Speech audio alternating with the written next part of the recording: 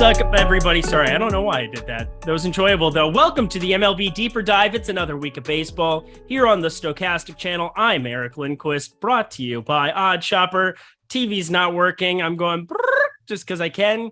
I don't care. Skeet, mother trucker. I don't know. I'm an embarrassment. You know who's also an embarrassment of all kinds? My friend Adam Scher. That's him over there. That's Shit My Money DFS. He's very good at DFS. He's been making fun of me constantly for like the last 72 hours because of my baseball takes. I beat the shit out of you yesterday. That's all that matters. How you doing, my friend? Doing pretty well. But yeah, no, I do enjoy it when like I'm having a good baseball slate and then you pop up with like, well, this slate was stupid or whatever.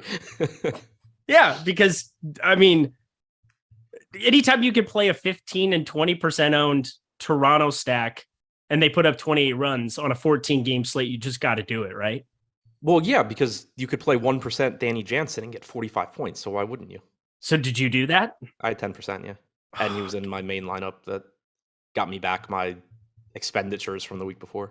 Oh my God, Adam, you're so good. Your bankroll is so big. Yeah, well, so I am an idiot though, because you know how we're aware. Hit the like button for the idiot over there. Continue. You know how they did like that PGA invitational on DraftKings? Yep. Well, they did one for baseball starting, and contest number 1 was on Friday. So 2K buy-in, 8 contests, you get like leaderboard points. I completely forgot to register. So I'm not playing it, but then my number 1 lineup, the one that I would have played, scored like 230 points. So I probably just win round 1, have a huge leg up, but I just forgot to register.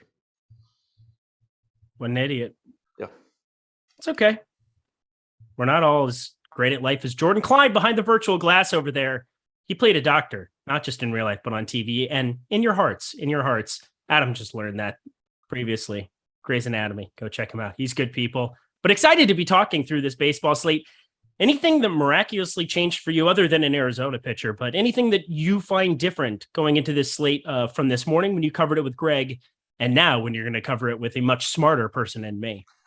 Actually, a lot, because when I did the show in the morning, I hadn't done any sort of like work in Fantasy Cruncher or anything. Mm-hmm. But after talking about it, I thought it was like a really interesting slate. So I just went ahead and ran some stuff like right after the show. And I just kind of ended like, it's just stuff where like, I didn't understand the Chris Flexen ownership at first look this morning. And then I got like 20% Chris Flexen once I ran everything. So it was just kind of stuff like that where it did just sort of end up some spots where I thought that the field was projected to do really weird stuff. It kind of just ended up shaking out that way for me too. So I think I do have sort of different takes, but then also the pitcher change in Arizona changes some stuff as well. I haven't rerun anything since then. So it's still kind of going to be me giving opinions without having run stuff yet. But I do at least know how some of the stuff looked this morning before the Merrill Kelly change. Great. I mean, you just lie to the people anyway. You get them off all of the good plays so you can have them to yourself, right?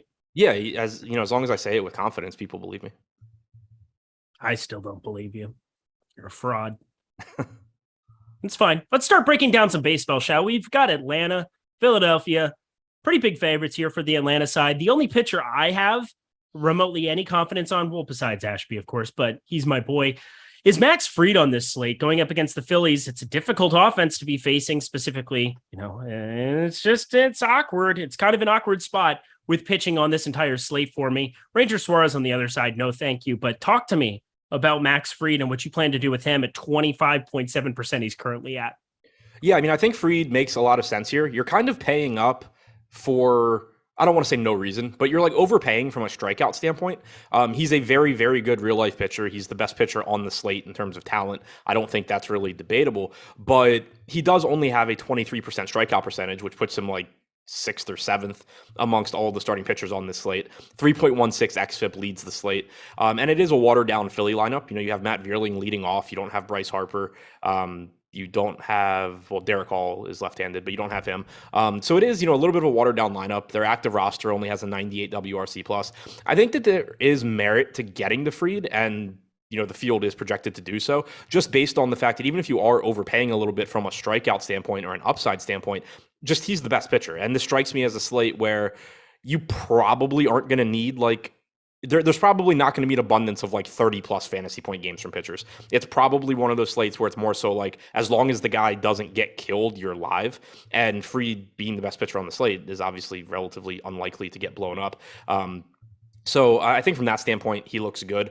The ownership is there, which makes me a little bit more hesitant to get there, just when you consider that you are going to be sacrificing bats, at least to some extent, going up to him. I'd be more inclined to go there if you were projected, 10, 15% ownership. It would be an easier sell for me. But I still think there's going to be enough lineups where, you're stacking a team that just isn't that expensive. You can go to Fried, you pair him with like Ashby or, one of those other mid 7K guys, and you're still only spending around 18K, which is very, very easy to do at pitcher.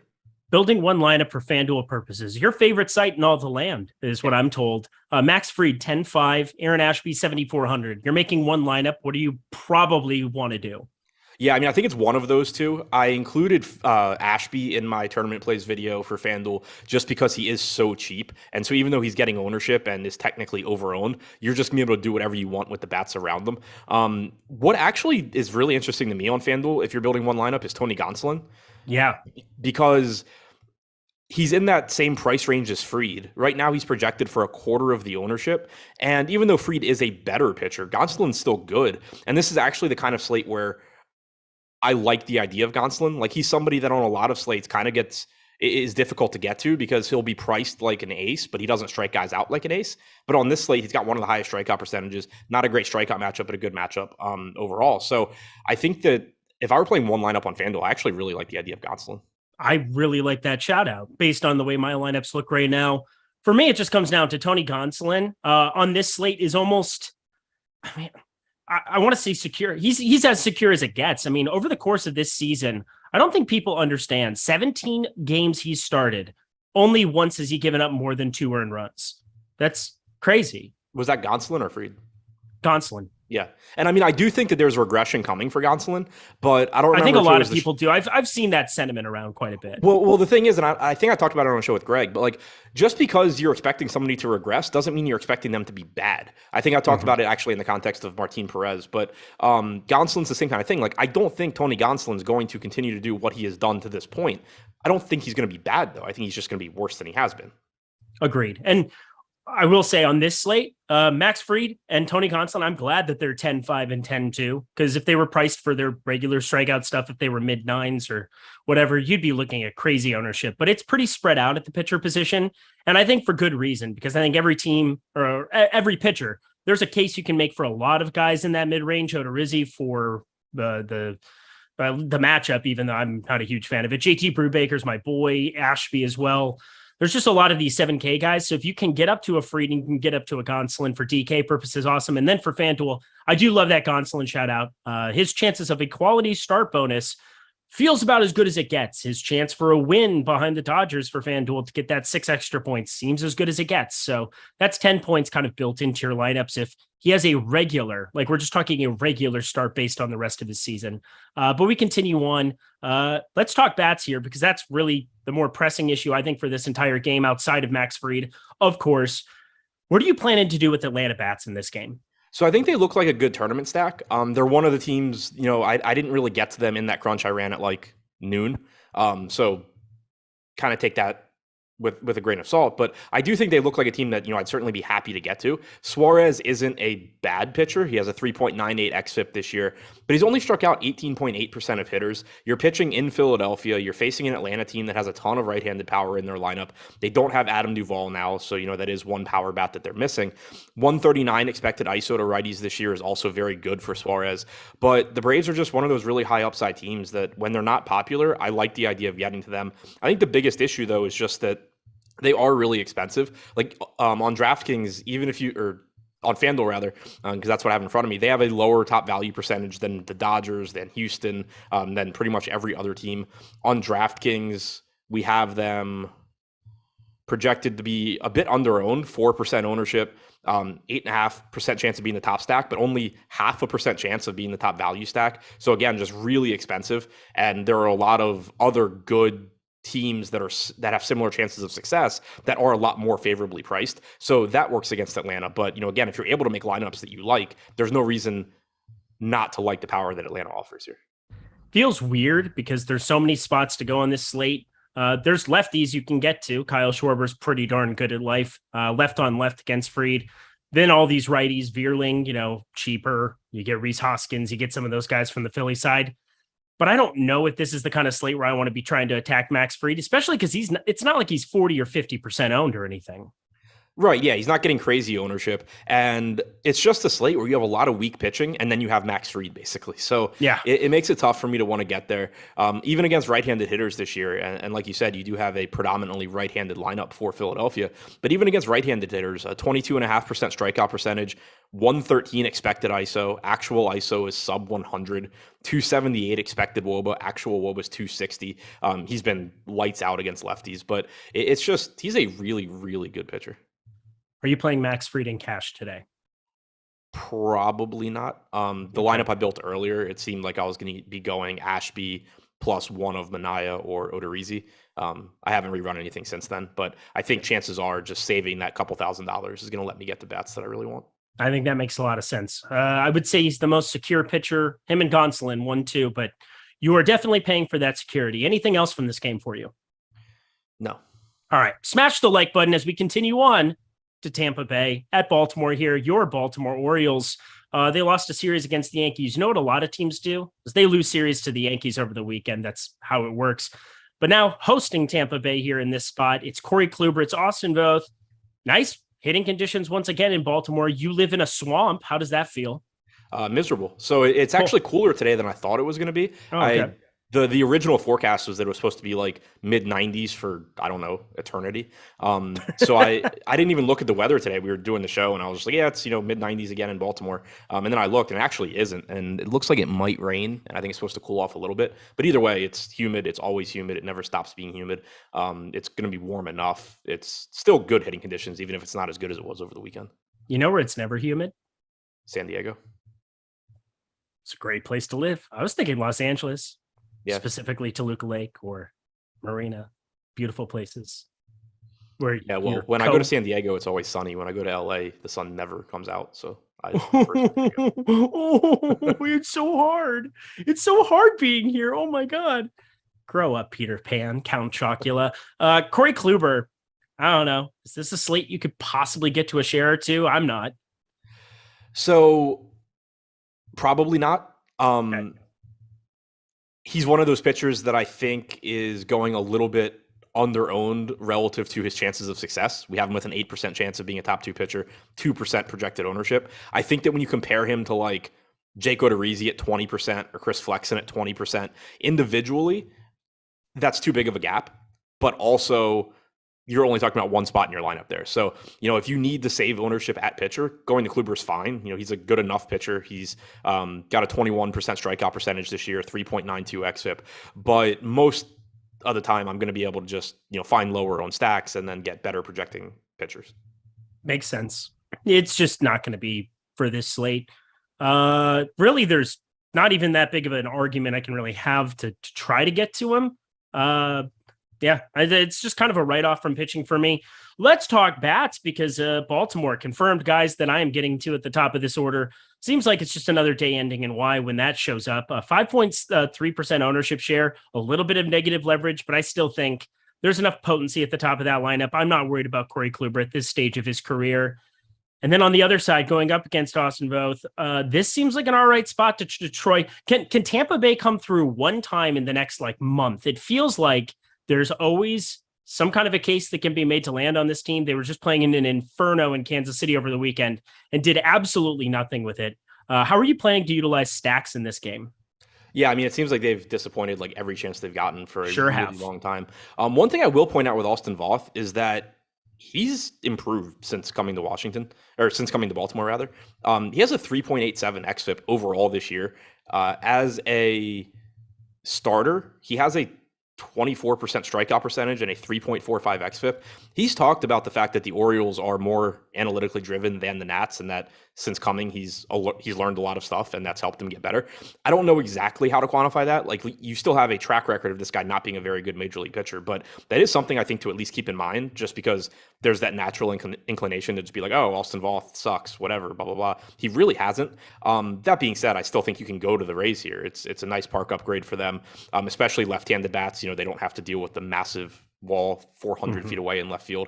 Brandon Lau at 4,900 is still going to look good. Choi looks good. Raley's cheap and hitting fifth. You have a very left-handed heavy lineup. The only two righties here are Diaz and Arozarena, and we know Arozarena in particular can hit it out anywhere. Voth this year, though, has held lefties to a 141 expected ISO with a 23% strikeout percentage. So again, it's like, I just don't think he's the gas can that he has been previously in his career, but it is still a decent spot for a cheap Tampa Bay team. And then on the other side, I kind of mentioned it before, Kluber's been fine this year. 139 expected ISO to lefties, 170 to righties. Does struggle a bit to hold runners. So if you're talking about like Cedric Mullins, that is a little bit of a bump for him. Obviously, actually, Mateo's not in the lineup, so never mind. Adley Rutschman getting the bump to the 2-hole recently, starting with that Yankee series, makes him always look a little bit better. So I don't mind either stack here. I actually think both pitchers are good enough that I'm not like going out of my way to target them, but you're also not getting a ton of ownership. Like Baltimore's coming in at 5% ownership. Tampa Bay is coming in at 6% ownership. So I think that is low enough that, I like getting into these stacks, but neither one is likely to be my primary stack. Specific shout out for me, Luke Raley at 3%, batting fifth, 2,100 still. He was batting third earlier this week, going up against Bubich, Singer, and company against Kansas City. But the guy was really good. I know Durham, it's a pretty small ballpark. So it's generally a good hitting park amongst AAA ballparks. Downtown Durham is awesome, by the way. But anyway, 299, 374, 575, 7 homers, couple steals, like 2,100 for him. Might be finding some one-off utility there. So specific shout out for him. Would rather do that than Brett Phillips, because Brett Phillips sucks at the game of baseball, but he's a great human being. That's cool. I'm like super biased towards Brett Phillips too, because that guy ends up in my lineups like really frequently. Well, I mean, not good. Relatively frequently, but then like, I think like I've probably been overweight on like every home run Brett Phillips has hit in his career.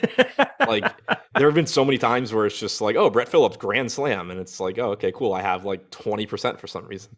I need a Brett Phillips screenshot when we're done. I'm sure you've got one somewhere. It's gotta be. It's like the 2 days he's ever hit a home run. Right. Yeah. I guess I could probably just look up the dates. Just see which days he hit home runs on. Oh God. He had that great interview with the kid. He had a home run there. What he needs to do, well, that's not true. He seems like a good human being. I don't even want to say it. Jordan Klein. He seems great. Yeah. Just he'd be better at baseball. That's all I'm saying. Anything else from this game for you? Nope. I feel like you got a favorite Baltimore bat. I mean, would that still be Rutschman there just because he's batting second catcher? 4K Mullins. I think you're just getting a mispricing on Mullins. Baltimore in general is really cheap. So I guess that is something to point out. Like I'd mentioned that once you get outside the top 3 on Tampa Bay, they're really cheap. Baltimore is really cheap. Rutschman on DraftKings is the most expensive hitter on the team at 4,200. Ryan Mountcastle's 2,900. Santander at 3,800. Hayes at 3,400. This is a team where you can build like really strong lineups around them, I think. All right, Nick Engel, $1.99. Thoughts on Ashby and a one lineup build on FanDuel? Thank you. We had just talked about that a little bit where, Ashby's super cheap. You can load up on all the expensive stacks and all the land. We kind of talked about Gonsolin being a guy you could definitely get to. Max Fried, garnering quite a bit of attention, but Ashby will be popular. Is that any kind of a deterrent for you, having him be the most popular pitcher on FanDuel today in a one lineup build? Not really, because he's still getting like 20% ownership. So you're talking about 80% of the field having some other build. And then also he's just at a different price point than everybody else, really. He's going to allow you to do whatever you want with bats, and it's going to make it so like you can get contrarian bats somewhere and balance them out. So I think he's on the short list of guys that I would want in a single entry build. 26.8% K percentage is like Max Scherzer on this slate. Yeah. It's just absurd. Or Chris Sale, should I say, lefty. I don't know. I missed that opportunity to be cool. But you know what? I can recover because Stokastic tools and content, they can do it for me. I just simply plug in the tools every single day, the top stacks tool, top pitchers tool, and I utilize it in my builds. And you know why? Because it's the best shit in the industry. Yes, it is by far the best way for you to improve your MLB DFS game immediately. Don't listen to Adam. Don't listen to me. Well, actually do, because we're lovely people. But more importantly, utilize these tools every single day, and I'll get you 50% off right now. Your first week, just using promo code MLBDD. That's all caps, one word, MLBDD, for 50% off your first week of the package. And this isn't just for baseball. There are a lot of great sports going on right now. I believe one of the two of us on this panel, I won't tell you who, has an MMA live final this weekend. So that's kind of exciting. I'll let you know how it goes. I'll let you get, well, it's not me. I was lying. But anyway, the MMA tools, the Top Fighters tool, it's so unbelievably good to use in your process. We also have NASCAR, F1. We've got esports, and hey, the golf streets. I'm going to be talking a lot of golf here this week. Excited to be getting back into the grind here. Even though it's not majors going on right now, there are tons of massive DFS contests week in, week out. I'm grinding them. I know my friend Adam over there is grinding them because he just loves golf. He can't get enough.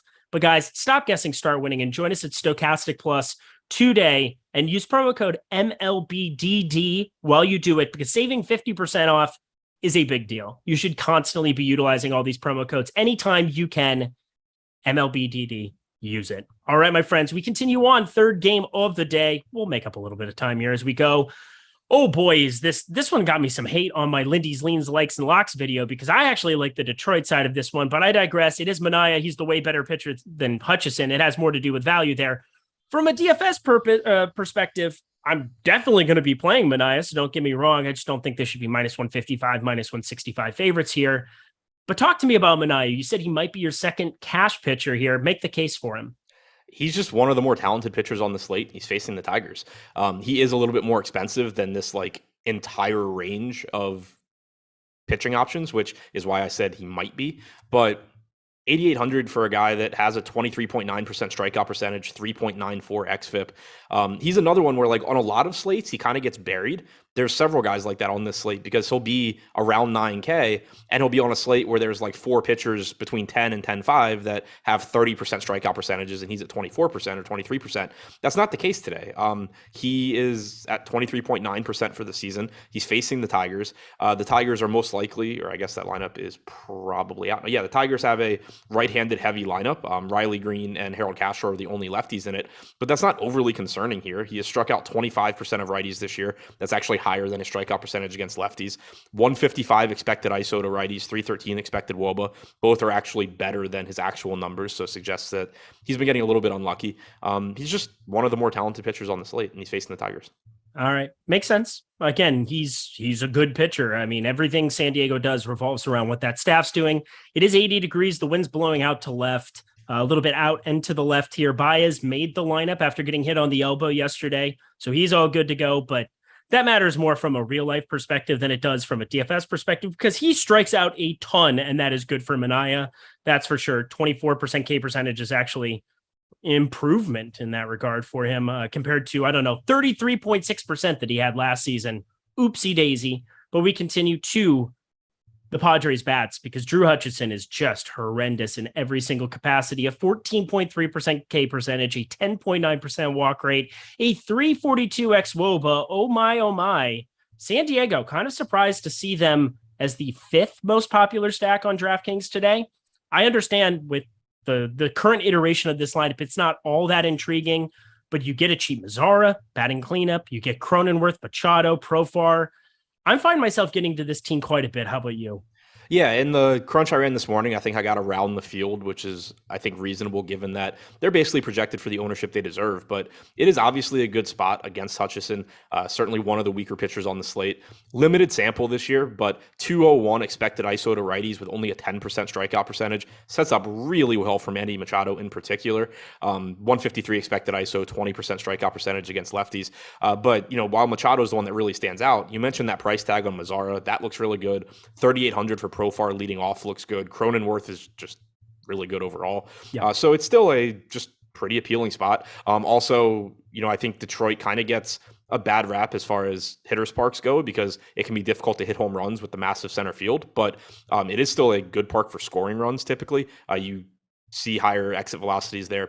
Hitters typically pick up the ball better off of that backdrop. So I do think that being in Detroit isn't really a negative here either, outside of maybe the fact that it's a little bit cooler than it is on the East Coast. You know what else helps? It helps people see the ball better. No fans in the bleachers. What? Just, the batter's eye, mix it. Oh, yeah. Come on, what the fuck? Dude, it was a funny joke. Oh, now I get it. God. I was just thinking like ballpark design. I was like, what stadium has like fans? Just in front mean of the that you batter's don't box? have fans moving around the batter's eye. Yeah, You know, yeah, I get sometimes it, you get a 'cause- batter's eye where people are moving around. Yeah, nobody goes to Tigers games. I get it. Any Tigers offense interest? No, but it sounded like you had some. A little bit. I mean, it's just a good ballpark lefty, wind blowing out to left. And I mean, this team does have 100 WRC plus against left-handed pitching. They're dead last in the league against righties, but I think that they have at least some capabilities. And also, is it weird to say no Spencer Torkelson now that he's been sent down to AAA is a good thing for stacking this team up? Because I think it might be. I mean, at the very least, it's a good thing because it means that I won't have him, which I continually did when I stacked this team. It was never good. It was never good. But yeah, 1 through 7, I'm going to be playing all those guys. You've got the Castro twins. They're not twins. They're not related. Harold Castro, Will Castro. None of that for me, but I'll get to everybody else, it looks like, as I'm building out these teams. Because, again, you don't have to get that contrarian if you're stacking up against Manaea in a couple shares in 150. But that's just kind of what I do. I like to stack against popular pitchers. Went well against Ian Anderson yesterday. That was my favorite stack on the board. Almost completely got paid off. But, of course, Toronto put up tons of runs because why wouldn't they? Anything else from this game for you, my friend? Nope. Everybody's just like, oh, quack, quack. It'll be okay, Eric. I am sassy, Eric, today. I am sassy. I'm always sassy, though, in a nice way. Adam also never takes me too seriously. I think that helps. I don't take anybody too seriously. It's a good thing. Don't take life too seriously. You might not get out alive. Van Wilder, one of the few movie quotes I know. Oh, it's my dude. All right. Now the vibes are high. Now we're going Cleveland at Boston, 9.5. Oh, we just become best friends. Yep. Want to go do karate in the garage? Yep. Step Brothers, 2 for 2. I'm just looking at you all differently. I did like 3 years of shows with EMAC, and I don't think I ever got 2 movie quotes over those. Especially back to back in less than 20 seconds. Yeah. Shout out EMAC in the chat. What's up? Zach Plesac, Nick Pivetta. They are really bad at pitching baseballs at this point in time. They never were really that good. Pivetta used to have some strikeout stuff. He's at 23% for the season. Any shares of these two pitchers? Not really. It's another spot where like I think that Pivetta in particular is probably going a little bit under-owned relative to other guys priced around him. Like, for example, he's got better strikeout stuff than Odorizzi. He's certainly better than Flexen, but the matchup isn't great. The park isn't great. He's a little bit more expensive. It's just likely that I'm able to find that I'm just able to make a lot of lineups that don't need Nick Pivetta. Tara Reid pre-botched surgery. Dude, Tara Reid was the it girl. American Pie, Van Wilder, joke. Yeah. Joke.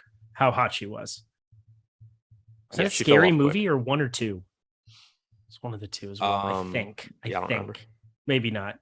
Maybe I'm just making that up. But either way. I don't remember her in Scary Movie, but I could be wrong. 1 or 2, maybe. She was in some kind of like a I don't know, like a fake scary movie that I'm trying to remember. Maybe I'm misremembering it, but either way, my God, what an absolute babe. Absurdity. Sad stuff. It's kind of like Brittany Murphy, just gone too soon. She was smoke as well. Yeah, what was the movie that she did? I mean, there were a lot. The marriage one with Ashton Kutcher. Yeah, that's what I'm just married. Yeah. I could not tell you a single quote. All I know is that he watches a baseball game in the afternoon in Italy, and that is bullshit. That's all I know. I know that is absolute bullshit. As somebody who went to Italy in September, no baseball to be watched in an afternoon. You better stay up till like 11 p.m., homie. So, because that's like the whole through line of him like bringing the girl back to the hotel. Doesn't matter. Different show, different thing.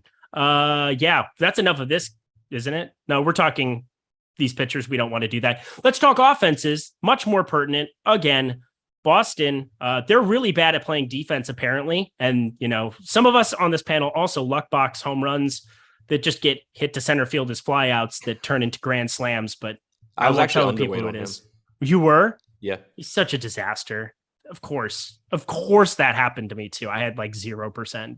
Yeah. I mean, I still had like 12 to 15% or something, but I was lower. Well, good for you. Awesome. I'm very happy to hear that. But Cleveland, they get the Boston defense bump here. Jose Ramirez, Rosario Kwan setting the table here now as well. Franmil Reyes, Nolan Jones is apparently good at baseball. Who knew? Josh Naylor. I like this Cleveland lineup quite a bit. Just a question of how popular they end up. Right now, there's negative leverage. Do you plan on stacking them against Pavetta? Yeah, they were one of my highest owned teams earlier. That won't necessarily be the case, but I wouldn't be surprised if it is. Because when you look at this team, I think that the aggregate ownership is a little bit skewed by the fact that Jose Ramirez is pulling 20% ownership, and that's completely reasonable. Like he's a top third base play, if not the top third base play. But then also, Franmil Reyes is at 13%. He's 3,200 against a pitcher that gives up power in Pavetta. Kwan is pulling double-digit ownership. He's $3,500 and leading off. Like he's one of the better values.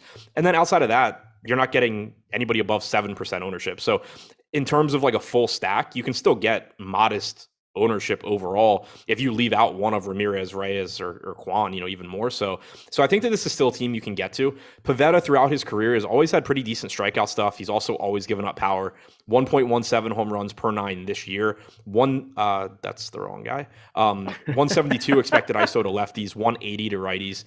It just sets up as a pretty good spot for Cleveland. And I think overall they're not getting a ton of ownership, especially when you consider that outside of Ramirez and Rosario, this team is essentially free. Stop looking at me, Quan. You got that movie? I do, but I can't place it. There. Shampoo goes on first and cleans the hair. Conditioner is better. I'd make the hair silky and smooth. Billy Madison. I almost said Happy Gilmore. You almost did, but that would be a forgivable offense. There's at least 98% of the male population who has made that mistake. Not to be confused with the female population, which for no reason got put on blast. Poncho. Let's tone it down a little bit there, my friend. Let's tone it down. Amy Winehouse was a nice lady. I miss her. She's lovely. Gotta love the wild ladies. They're good. We don't want to say goodbye to them. We love them. Let's talk Boston. They seem like another team we should be discussing. This lineup, you can constantly get some of these cheapies mixed in. Now that you don't have Rafael Devers to be paying up for, so it turns into Ref Snyder at 2,900, Duran 3,500. Christian Vasquez now batting 5th here. It was nice when he was batting 2nd there, but he's up to 4,800 in the middle of that order. You have cheapies all over the place. Are you planning on stacking up Boston on the other side? I think it's a little bit tougher sell. Bobby Dahlbeck, I think, is on the short list of cash options at first base at 2,400. He's pulling 13% ownership. I think that's reasonable. He is batting 7th, though. He was projected to hit a little bit higher in the lineup. But I kind of did the thing with Boston this morning. Like I didn't realize that Devers was on the injured list, and I didn't realize that JD was questionable and then now not playing. So I started to make the case for like why I like Boston in this spot against Plesac, and then I went to name who I wanted to play from Boston, and I was just like, I have no idea. Like Verdugo's fine, Bogarts is fine, obviously. But overall, it's just Duran's a decent value, but overall, it's just kind of a shitty stack. Yeah, pretty gross. But yeah, Dahlbeck, I don't mind the shout out for him. One of the things too that added was the third base eligibility. That just makes him show up in more lineups for other people because you can kind of have him bounce around in some different spots. I do prefer the first base spot for what it's worth. I think there's a lot of third basemen we're going to talk about here later in the night as well. And Ramirez. Yeah, Ramirez seems pretty good on the other side. A little bit of a preference going his direction there. I'll use up the first base there. But anyway, that kind of does it here for me for this game. Let's continue ourselves on. Well, and for you too, because I guess I'm kind of leading this show somewhat. Pittsburgh plus 130 at Chicago, 8 total runs we're looking at here. Pittsburgh Pirates have JD Brubaker on the mound. I just like this guy. 3.85 expected ERA, 23% K percentage on the season. Decent enough pitcher just from a real life perspective. And that's good enough for me when you're cheap on this kind of a slate. How do you feel about Brubaker? Yeah, Brubaker's another one of the guys that like on a lot of slates when we talk about him, it's like, oh, well, I kind of like Brubaker if you land on him, but he's probably not really necessary, whatever. But on this slate, he stands out a little bit more. 23% strikeout percentage puts him 5th highest on the slate. That tied with Nick Pivetta, just behind Manaea. 4.14 xFIP is good. Weather in Colorado seems conducive for pitching. Supposed to be in like the mid 70s. Wind maybe blowing in a little bit. There's power in the Cubs lineup, but there's also plenty of strikeouts for him to get, and he's not expensive. So, he is getting some ownership. We haven't projected for 23% ownership at 7,400 on DraftKings. That's perfectly fine to me. On FanDuel, we have him at 10% ownership at 8,700. Again, perfectly fine to me. This just seems like a slate where Brubaker is probably correctly owned, but also I don't have any issue with it. Like I'm going to get there too. Do you ever find that on a slate like this, there's just certain guys that you should just be playing a little bit more than the field of so that you're not like, because for me, I look at Brubaker. He's about the same as Flexen and Odorizzi. I like him more. Ashby, I think, is on a different tier from those guys, but I mean, I can't really pick a guy in that kind of a spot. Do you end up finding yourself playing like 20% of all these guys, or do you generally try to make a stand for somebody specifically in your builds? So normally, and I did get this right this morning. I had said that I thought looking at everything that I would probably end up like playing more Ashby and Manaea, and then kind of just like getting some of like everybody else. That's how it played out for me earlier. Ashby was my highest owned guy at like 50 something percent. Manaea got to around 40 to 45% for me. And then, I get some Flex and some Brubaker, some Fried, some Odorizzi. So typically that's how it works out for me, is that, especially in a case where I'm not going to have a lot of difficulty like finding the money for Manaea over some of these guys. If the ownership's going to be similar on the pitchers that I have projected the best, which would be Ashby and Manaea, I'm going to probably get over the field on them. And then as a result, maybe even a little bit under the field on the other guys, but not by any like substantial amount. What I find wild in the top pitchers tool today, sixth up, we're talking top two pitcher percentage, 10.8%, is Adrian Sampson on the other side of this game. I don't have a ton of interest here. I'm trying to make some kind of a case to get to some just because there's positive leverage to be had. It is a Pittsburgh team that can be just abysmal. They just traded away their lefty cleanup hitter to the Mets, who, by the way, love watching him run the bases. Let's go, big fella. Let's go. Rumbling, tumbling down to the end zone we saw last night. That was great stuff. But Adrian Sampson, I don't really find myself getting there. Do you have any kind of a case you can make to get to shares? So I got around 10% this morning. Okay. That was also when Arizona had a fake pitcher in Tyler Gilbert. So like Merrill Kelly's going. Yeah, Merrill Kelly's going to cut into some of that. The case for Sampson is just that he's facing Pittsburgh. They have like a 3.7 implied run total. Sampson himself isn't very good, but most pitchers on this slate aren't very good either. And when you have ownership going to guys like Chris Flexen, I guess that's the best comparison, right? Like Chris Flexen right now is projected for 19% ownership. Adrian Sampson's projected for 4%. There's a $100 price difference. If you look at their stats this year as starters, Flexen, 16% strikeout percentage, 4.98 xFIP, 1.08 home runs allowed per 9 innings. Sampson, 15.7% strikeout percentage, 7% walk percentage, 4.85 xFIP, 1.01 home runs allowed per 9 innings. They're kind of the same pitcher. One's pitching in Seattle, so that's a little bit more favorable, but one's facing the Pirates, so that's better than facing the Rangers. So it's kind of just a spot where I got to more Flexen than Sampson, so I'm not saying like it was wrong. And again, I think Kelly's going to cut into that in general, but he's not getting as much ownership as he should relative to the other crappy pitchers that are getting ownership. Especially because Flexen has a great bit for me. I stay flexing in that candy paint, blowing dank, sipping drink on the 84 swing, tearing up the lane, tearing up the lane. You like that bit or no? It was different. Mike Jones. Mike Jones. Oh, okay. Well, let's prove that I'm older than you once again. There it is. I remember Mike Jones. Okay. Saying, I don't think back then hoes did not want me. Now I'm hot. Hoes are all on me. I think that was like that was like 9th grade for me, probably. Oh man. Chat just blew up. That was cool. It's so cringe. He is so cringe. It's disgusting.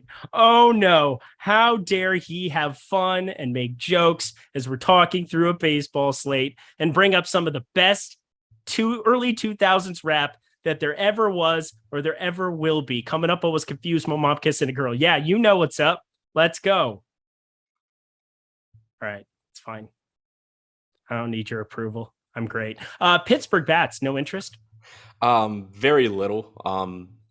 Yeah, I mean, I think I got to them like a little bit this morning, but I wouldn't be upset if that goes away either. Sampson's not a very good pitcher. If you can get to some O'Neal Cruz, that's fine. Cal Mitchell's 2K flat. That's probably too cheap of a price tag. But at the same time, I can't make any sort of like ringing endorsement here. These guys are awful outside of a couple. Boss man just came in and body bagged me. Hit the like button for nothing else than Alex Baker just coming from the top rope. Just Triple H. Boom. The new WWE commissioner, by the way. Throwing it out there. It's craziness. Anyway. Those are not underground Texas raps. They're not they are above ground Texas raps. They were mainstream. Sure. Above ground would be the right way of saying it. There was nothing underground about that. Yeah. 331-8004. Get Mike Jones on the low because Mike Jones about to blow. It's fine. I'm just a sick person. Chicago Cubs. Any interest against Brubaker? I can't do it. Not really. Brubaker has been most susceptible to left-handed power this year, and the Cubs don't really have it. And that's not to say that like he's been bad there either. 156 expected ISO, 188 actual ISO. But like if you're looking for left-handed power in the Cubs lineup, you are looking at Ian Happ basically, and that's it. So like there is power here with Contreras, Suzuki, Happ, but I think there's plenty of spots that I'll get to before the Cubs today. All right, let's do one more game. We'll talk a little odd shopper then.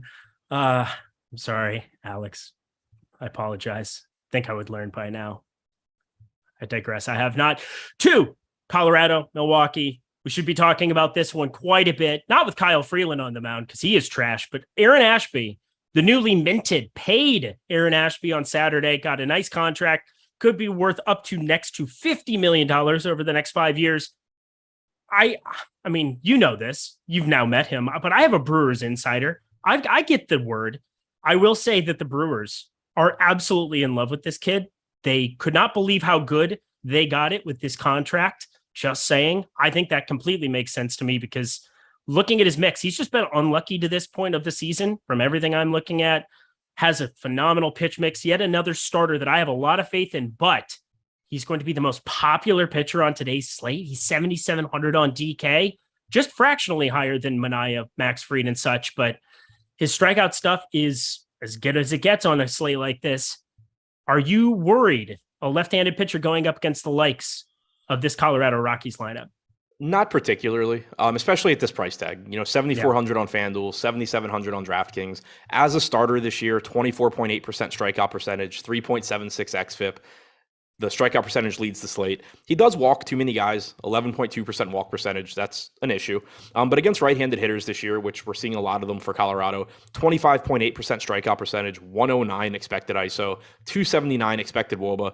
He's been lights out against lefties in terms of strikeouts, 30.3% strikeout percentage. He has given up some power, but again, he's gotten unlucky there as well. 134 expected ISO compared to a 182 actual ISO. And the only left-handed bats in this lineup are McMahon and Blackman anyway. The biggest concern, I think, with Ashby is that his leash has sort of been all over the place. You can disregard the most recent outing where he threw like 22 pitches. That was on 3 days rest. He was basically just opening that game. But even previously, when you go back to some of his other starts, you'll get some where he's able to throw 100 and something pitches. Then you'll get other ones where it's like, okay, he seems like he was pitching decently and just taken out at 75, 80. So like that's the main concern. But at this price tag, I just don't really care that much, especially when he's getting ownership. But again, it's not like he's getting 40, 50%. So yeah, I'll take the strikeout stuff. I'll take the talent. I'll take my chances that, he's able to throw more than 75 pitches. I'm with you. It's hard for me to get away from getting Tim on this slate. Feel like he's just somebody who shows up in a lot of lineups. I think he's got the most upside of anybody in this 7K range. And do we get that confirmed? Is Colorado, do they not have Chris Bryant in the lineup? Am I looking at this correctly? They do not. That is Bryant is really, really nice. Jonathan Daza. Smith will show you the well. Those Lord of the Rings. I don't even know what you said there. It's fine. I'm not even trying today. It's just God is working through me. I'm an instrument for him. That is what it is. Mike Jones to Smeagol. Adam's just like, I will say, blink. I don't even know how to do this question without one show left. No matter what, you only get one show the rest of your life. Who do you pick for an hour? Me or Josh Engelman?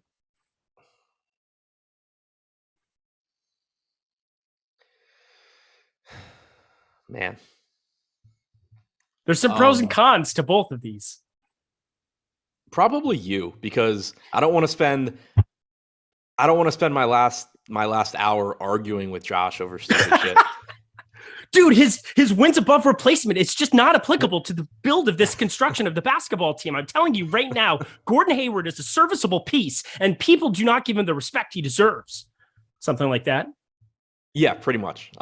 Or I think the one that came up the other day, we went on like a 10-minute tangent about what, like, if you should play large field tournaments with less than 150 lineups or something, like, and just went on and on and on. So, yeah, I mean, I have to see him in like 3 or 4 days, so hopefully he's not watching, but yeah, I'll take you. I was going to say, it's not fair. I will say, this is kind of one of those things where if he were to ask the question when you guys are on the show, that's what it is, because there's no way he's watching this show right now. You have to ask him the same question the next show you guys are on together, and you can't tell him. Like, you can't tell him that. Actually, Jordan, you have to be the one to plant the question. You have to just be like, hey, you should ask Adam. He has one show to save his life, or one show for the rest of his life. Oh, it's true. Trying to figure out a way that we can, well, whatever. I'm just so happy. Oh, why would I do that? That's absurd. I guess I can do that. Where's the super chat at? Did you send it to me? Here it is. DFIC, $5. That's always beautiful stuff. Do you build stacks and pick pitchers to fit or vice versa, or see what you get for both? This is a question we get a lot, Adam. I think it depends on the slate, I would say. Might be part of it, but for the most part, I feel like pitchers more predictable. If I'm hand building, start with pitchers, but how do you kind of go about the process? So, I mean, for one, I don't hand build, so like, yeah, it just works out that way. But typically stacks first for me, because like like typically I'm gonna be able to see what stacks I want and then fit pitching in like whatever I need. If I'm stacking a super expensive team and then it leaves me with like nothing at pitcher, maybe I'll reevaluate what stack I'm going to. But if I were hand building, I would focus more on stacks and then just kind of have an idea of what pitchers I am willing to use and see what fits in around those stacks. That's great. We had over 975 people in here a second ago. I don't know what just happened. Maybe they're sick of Mike Jones and Smeagol and movie references. Jordan Klein, we're on track, baby. We're gonna just stick the landing here. 26 minutes, 6 games, but first, Odd Shopper.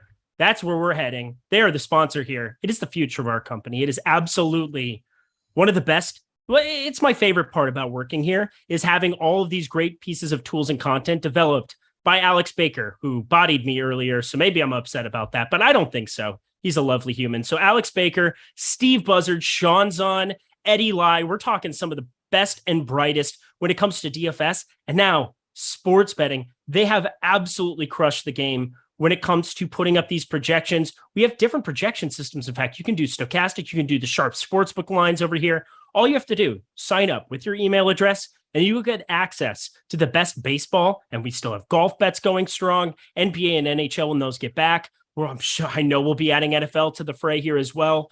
I'm telling you right now, you want to be checking out these tools and content every single day over at Odd Shopper. I really enjoyed being able to bet when I was in Illinois, Arizona here, being able to fire up home run props with expected ROIs like 35%, 39% on Seiya Suzuki today. That's phenomenal. Your boy Austin Voth, looks like there's a little bit of money you can maybe get towards the under there. That doesn't look all that appealing as it is here. But I'm looking at Zach Greinke under 4.5 strikeouts being one of the better plays on the board there. 78% expected win percentage. That is crazy. I will kind of also answer this super chat here at the same time. We've got my filler arc, $4.99. Wait, so AA Ron Ashby is good.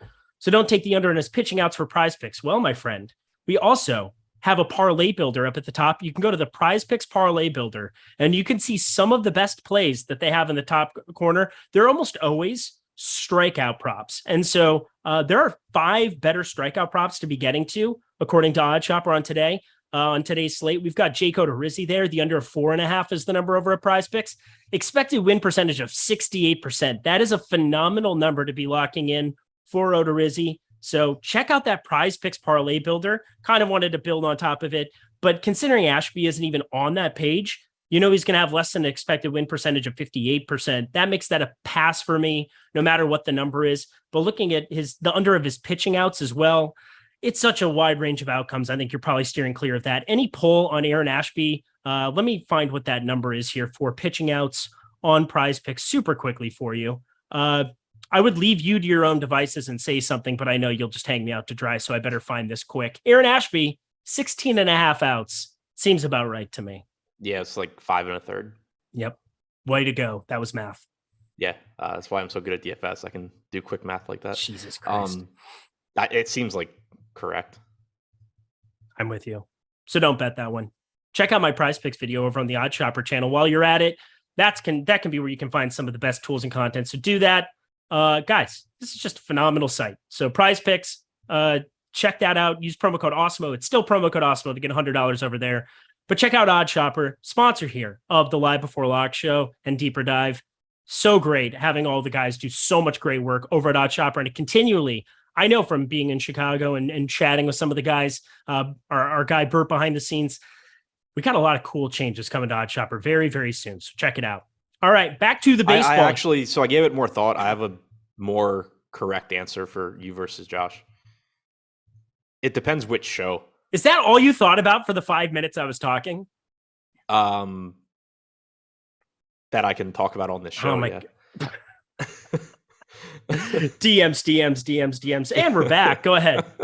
Yeah, have fun with your people tonight in the world doing things. Depends which show. If it's the morning show, I love doing it with Josh because he's already done all of his process shit and he's like prepared and compliments me well. Because I can kind of like take a first look at it and balance my thoughts out with Josh. This show, I would say you, for the reasons I said before, just would rather my last hour be spent laughing at you as opposed to arguing with Josh. Laughing at me. Harsh words. All right. Well, there's that. Hit the like button for his animosity and meanness towards me as we head to the Los Angeles Angels, Kansas City Royals. Oh, my Lord. If this were 2013, I'd be really excited for Syndergaard versus Greinke. Alas, it's 2022. We're not rostering either of these guys, right? I heard Zach Greinke talk a little bit earlier. Yikes. Yeah, I mean, I don't really get it. Like, I understand the Angels lineup right now is absolute garbage. There's a lot of strikeouts in it. The problem is that Zach Greinke is Zach Greinke. He has struck out 12.7% of hitters this year, 4.67 xFIP. If for some reason you have to pay down for a pitcher, I would say he's one of the 2 sub 6K options you can look to. Like, I'm not going to Adam Oller. I'm not going to Drew Hutchinson. I think Austin Voth is better than Zach Greinke. The matchup obviously isn't as good, but I don't think there's any sort of case that can be made that Voth isn't a better actual pitcher than Zach Greinke at this point.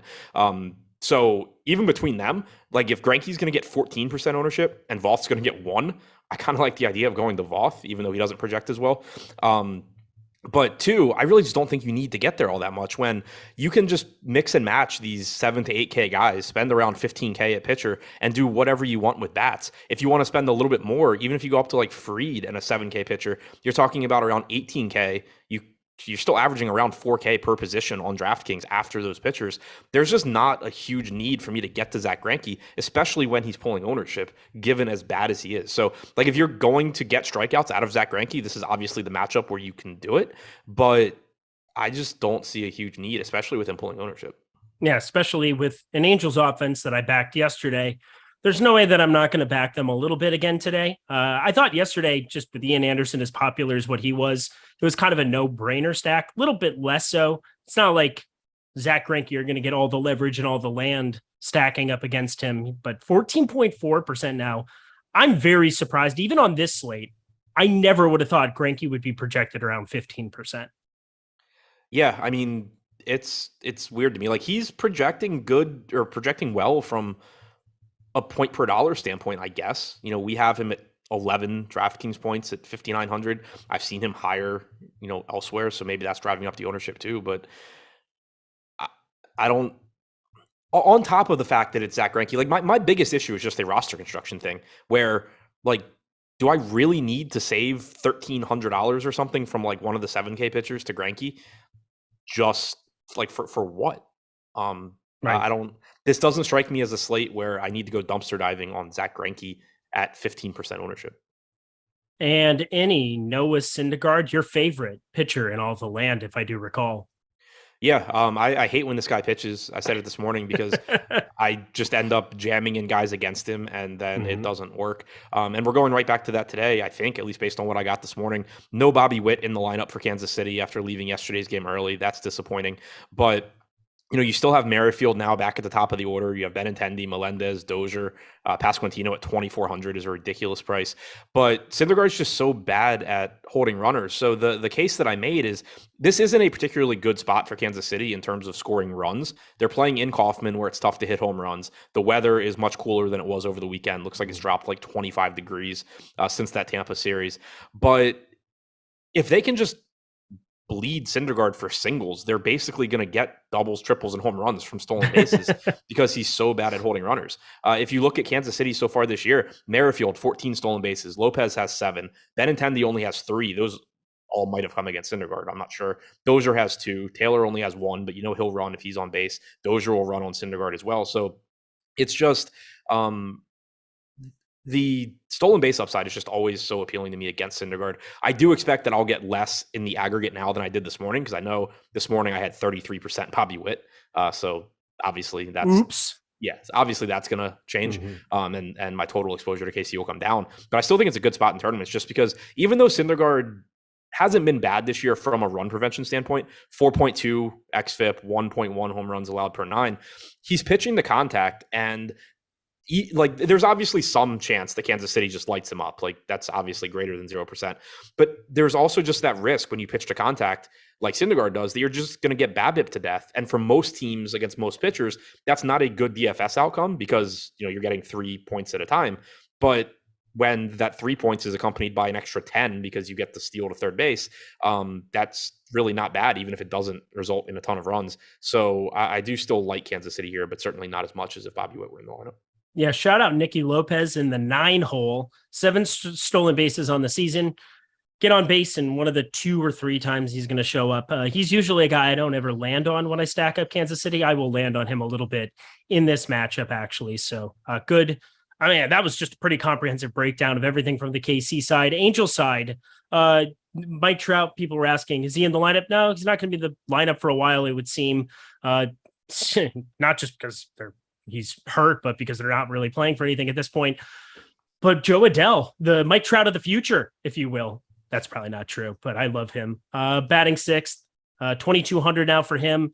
He struck out twice yesterday, but still found a way to be decent enough. God, if he can just start making contact, he's an absolute god. But how do you feel about the Angels side? I'm interested in the Angels here for kind of the same reasons that people are interested in Greinke.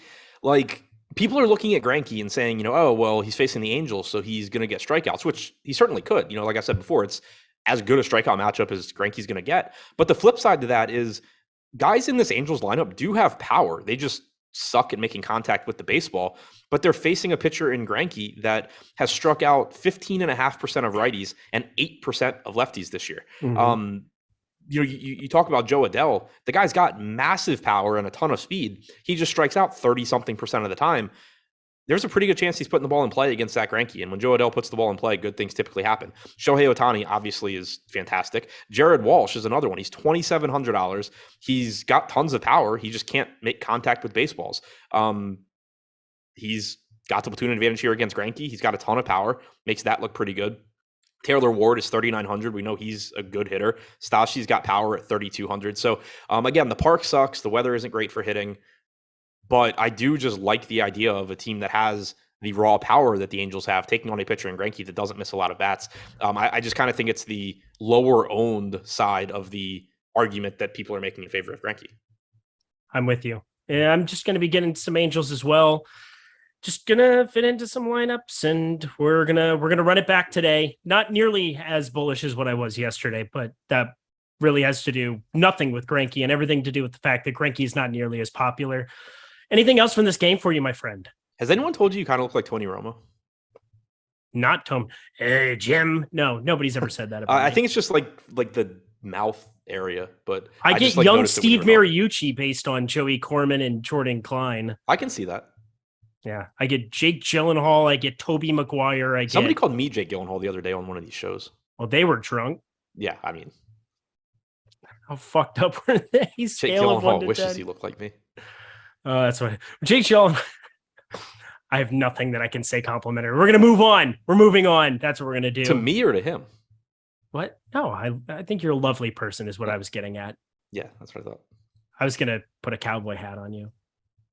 That's what I was getting at. I had a joke there somewhere, and I was looking for it, and I didn't find it, so I thought it better to just move on with my life. Houston Astros, 4.9 implied runs at Oakland, 3.2. Jake Odorizzi, you talked about him being the second guy that you had some concern, well, because you're pretty much playing Aaron Ashby and cash, right? Like that's just kind of what you're doing. But then there's the option of who you're going to have as your second piece of that puzzle. Brubaker, you've got Minaya, you've got probably going to be Minaya, I suppose, but Odorizzi against Oakland, really good spot. Obviously a fly ball pitcher, pitching in Oakland at night. That's a plus. And this lineup is so brutal. How do you feel about Odorizzi and his current ownership? I'm going to play him. I hate that I'm going to play him, but it is what it is on this slate. He's facing Oakland in Oakland. We know that we can pretty much just stream pitchers against the A's. This park is good for a fly ball pitcher, like you said. He doesn't get strikeouts like he used to, but he also hasn't been giving up power like he used to. 18% strikeout percentage this year, 4.55 xFIP. It's not a play I'm excited about, but I'm just going to get there because he's facing the A's in Oakland, and pitching on this slate kind of sucks. I have a really good Charlie Day impression too, by the way, but we don't have time for that nonsense. We're staying professional here. Jordan Klein. Jordan, you gotta do the thing. That's my thing. Oh my God. Really? Jordan Klein? I know what you're going to do with that. You're going to flash it on the screen at some point. Are you looking at what I'm looking at? Yeah, I wish I wasn't though. Holy shit. I'm getting trolled by Alex Baker, getting trolled by you, getting trolled by Jordan Klein. I know I'm going to get trolled by my wife and my dog as soon as I get off this stream. That's just how my life is. Oakland, we don't need to talk about those bats. More than likely, correct? Like at all? I don't really think so. Like, cool. It's Oakland. I mean, well, yeah, Laureano and Murphy are fine. I highly doubt that I get to anything there. Well, let's talk Houston because we gotta see this lineup. Pretty big omission if you don't get Yordan Alvarez in there. He sat out yesterday.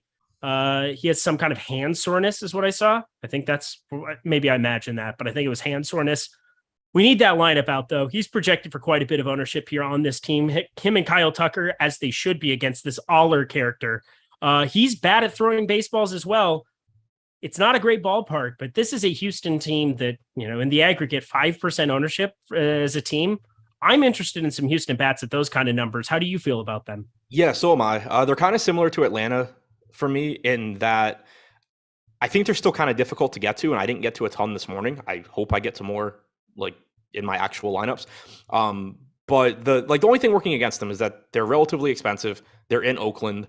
And it's Oakland. It's not a great place for power. But outside of that, it's probably one of the biggest talent mismatches that you're going to see in baseball. Like this guy is not good. He wasn't good in the minors. He doesn't talk about Adam Aller, not good in the minors, doesn't project to be any good in the majors. So far in a limited sample, 14.6% strikeout percentage, 6.52 xFIP, 12.5% walk percentage, nearly 4 home runs allowed per 9 innings. Again, small sample, but just reiterating the point that the guy's been bad. I guess if you wanted to point to a positive, he's allowed a 232 actual ISO to righties this year, only a 117 expected ISO. The flip side of that is a 415 expected ISO to lefties. Assuming that Alvarez is back in the lineup, he looks fantastic. Kyle Tucker looks fantastic. Two of the better individual plays on the slate. But that's not to take anything away from Altuve, Pena, Bregman. You can also use the bottom of this order salary-wise to balance it out. So it's a fantastic matchup for Houston. The only thing really working against them is that they're relatively expensive, and they are playing in Oakland where it's like 65 degrees. So it's safe to say, there ain't no Aller back, girl. There ain't no Aller back. I see what That's you did my there. shit. That's my shit. It's fine. I see what you did. Anything else from this game? No. All right. Don't smash the like button because I do not want whatever you just sent me, Jordan Klein, to go up on that screen. 300 likes. We're not going to get to 300 likes. The people can't even do that, so it doesn't even matter. So hit the like button if you want to, but you're not going to get to 300. And so at least we won't have to show that ridiculous thing that you put together. Oh, Adam, our lives are over. San Francisco Giants, Arizona Diamondbacks. Mr. Junis on the mound. Had an abbreviated start last time out. Not really worried about too much here. I mean, what do you think Junis's pitch count is going to be in this spot? Not enough that I want to roster him at 7,900. Cool. That's quick. And pretty decent bullpen behind him. So that's unfortunate for Arizona, but still a 4.4 implied team total. So we got to talk about him.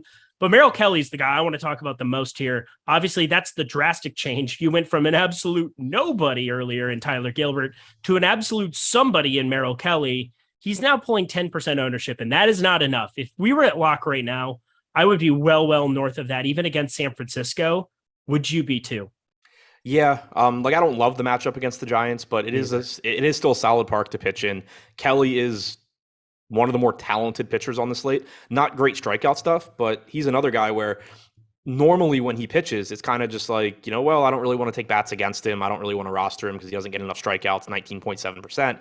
But that's just not that big of a deal on this particular slate. So I do like Kelly here, especially if the ownership remains low. If it really skyrockets, then absolutely would still rather be getting to higher strikeout guys like Manaea and Ashby. But I do think that Kelly looks like one of the better pitchers now that he's starting.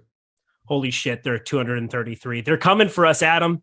They're coming for us in droves. They've got pitchforks. It's like the Simpsons meme, just marching down the streets. You're not helpful. I was reading chat. Oh, okay. Thanks so much for being so entertaining with me today and listening to all of my needs, wants, and desires like a good spouse. Whatever. I can't quit you. As your spouse? I was just being sarcastic. It was like I can't quit you joke, which might give people an idea of what they might see in T-6 minutes. But let's talk offenses here. San Francisco, once upon a time, they were popular. They are no longer popular because the pitcher got drastically better, but it didn't really move the line a whole hell of a lot. Should we have more San Francisco interest than we currently do? I think the pricing is really interesting.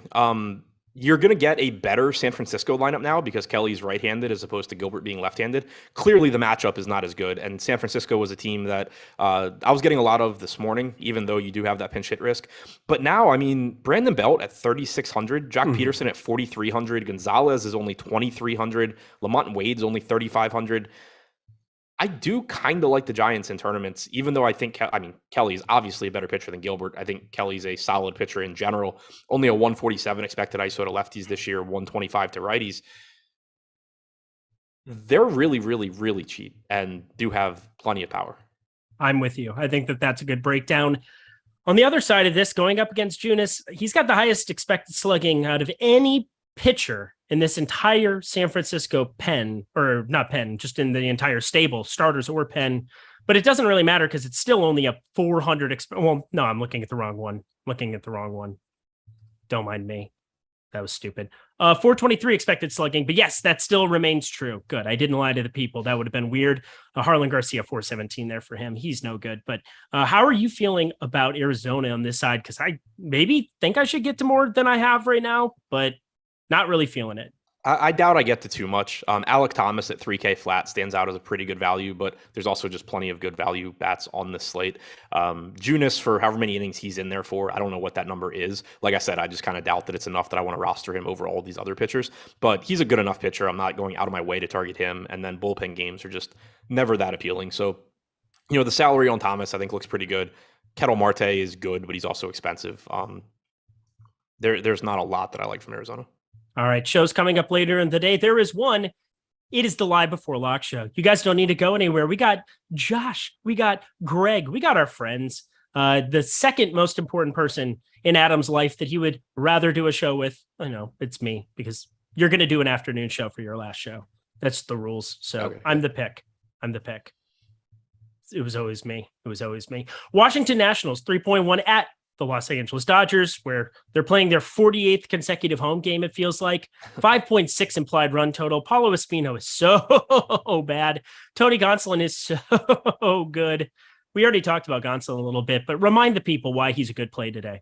Yeah, so we talked about him on FanDuel, but the same thing really goes for DraftKings, where Gonsolin's a solid pitcher, and even if you don't buy into him being as good as he has this year, which I certainly don't, 3.73 xFIP is solid. 24.2% strikeout percentage is good. The Nats are a below-average offense in terms of production. They are difficult to strike out, but that's just not as big of a concern on this slate, where Gonsolin has the second highest strikeout percentage out of anybody. He's only trailing Aaron Ashby, and there's just it's unlikely that you're going to have multiple guys just going out there and striking out a million guys. Those pitchers just aren't on this slate. So the fact that he's facing the Nats really isn't as concerning.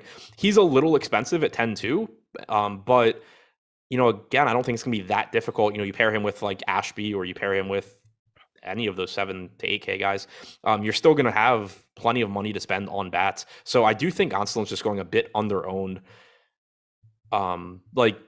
You at the top, you basically just have him and Fried. He's getting half the ownership of Fried. I prefer Fried for sure. He's, I think, a better pitcher, but he's got a better strikeout matchup. But if you need to save ownership of pitcher, I don't think Fried should be twice as popular as Gonsolin on DraftKings. I don't think he should be 4 times as popular on FanDuel. I'm with you. Before we talk about the chalkiest offense, Josh Gillum, Eric Music would be Bruno Mars. Adam looks like an Outcast type. No. You have that reverse, my friend. Click it to tickle to see seatbelt fasten, trunk rattling, look too much to the backseat. Come on now. Now I know y'all wanted that 808. Can you that BASS space? No, wanted that 808. Can you feel that BASS space? I like the way you move. But Dodgers, let's talk them, shall we? I'm an Outcast guy, but okay. Sorry. Stole that from you. I mean, you want to take the next one? The whole room fell silent. Girls all paused. I echo your thoughts on Outcast. I was looking at them. They're there on the dance floor. Now they got me in the feeling like a man whore. Especially the big girls need up to discrimination. Here, Squirrel. It's good stuff. Jordan is speechless. The Dodgers look good here. They're also pulling the most ownership. The issue I have with that is just that I don't think there's a big difference between like the Dodgers, the Astros, the Braves. Other teams like Cleveland and San Diego look pretty similar as well. And the Dodgers are just getting way more ownership. So obviously Will Smith's one of the top catcher options. Betts, Turner, you name any of these guys, they are some of the top options at their position. We talked about Max Muncy a bit this morning. He's down to 4K, and a lot of people in chat were kind of writing him off. He was playing through an injury earlier in the year, so there's that. His hard hit percentage in the month of July is like 50-something%. His expected ISO and expected WOBA are both higher than his actual ISO and WOBA. He's got like a 207 BABIP. Even if he hasn't been quite as good in terms of expected numbers as you would think, or as he has been in the past, he's still been unlucky this year and was playing through an injury. I think he's underpriced at 4K. All that being said, though, again, the Dodgers look really good, but they don't look twice as good or close to twice as good as like all of those other offenses. So I'm going to get to the Dodgers, but probably not as much as the field. I don't know if anybody's ever been bodied over 75 minutes the way that I have, but we continue on.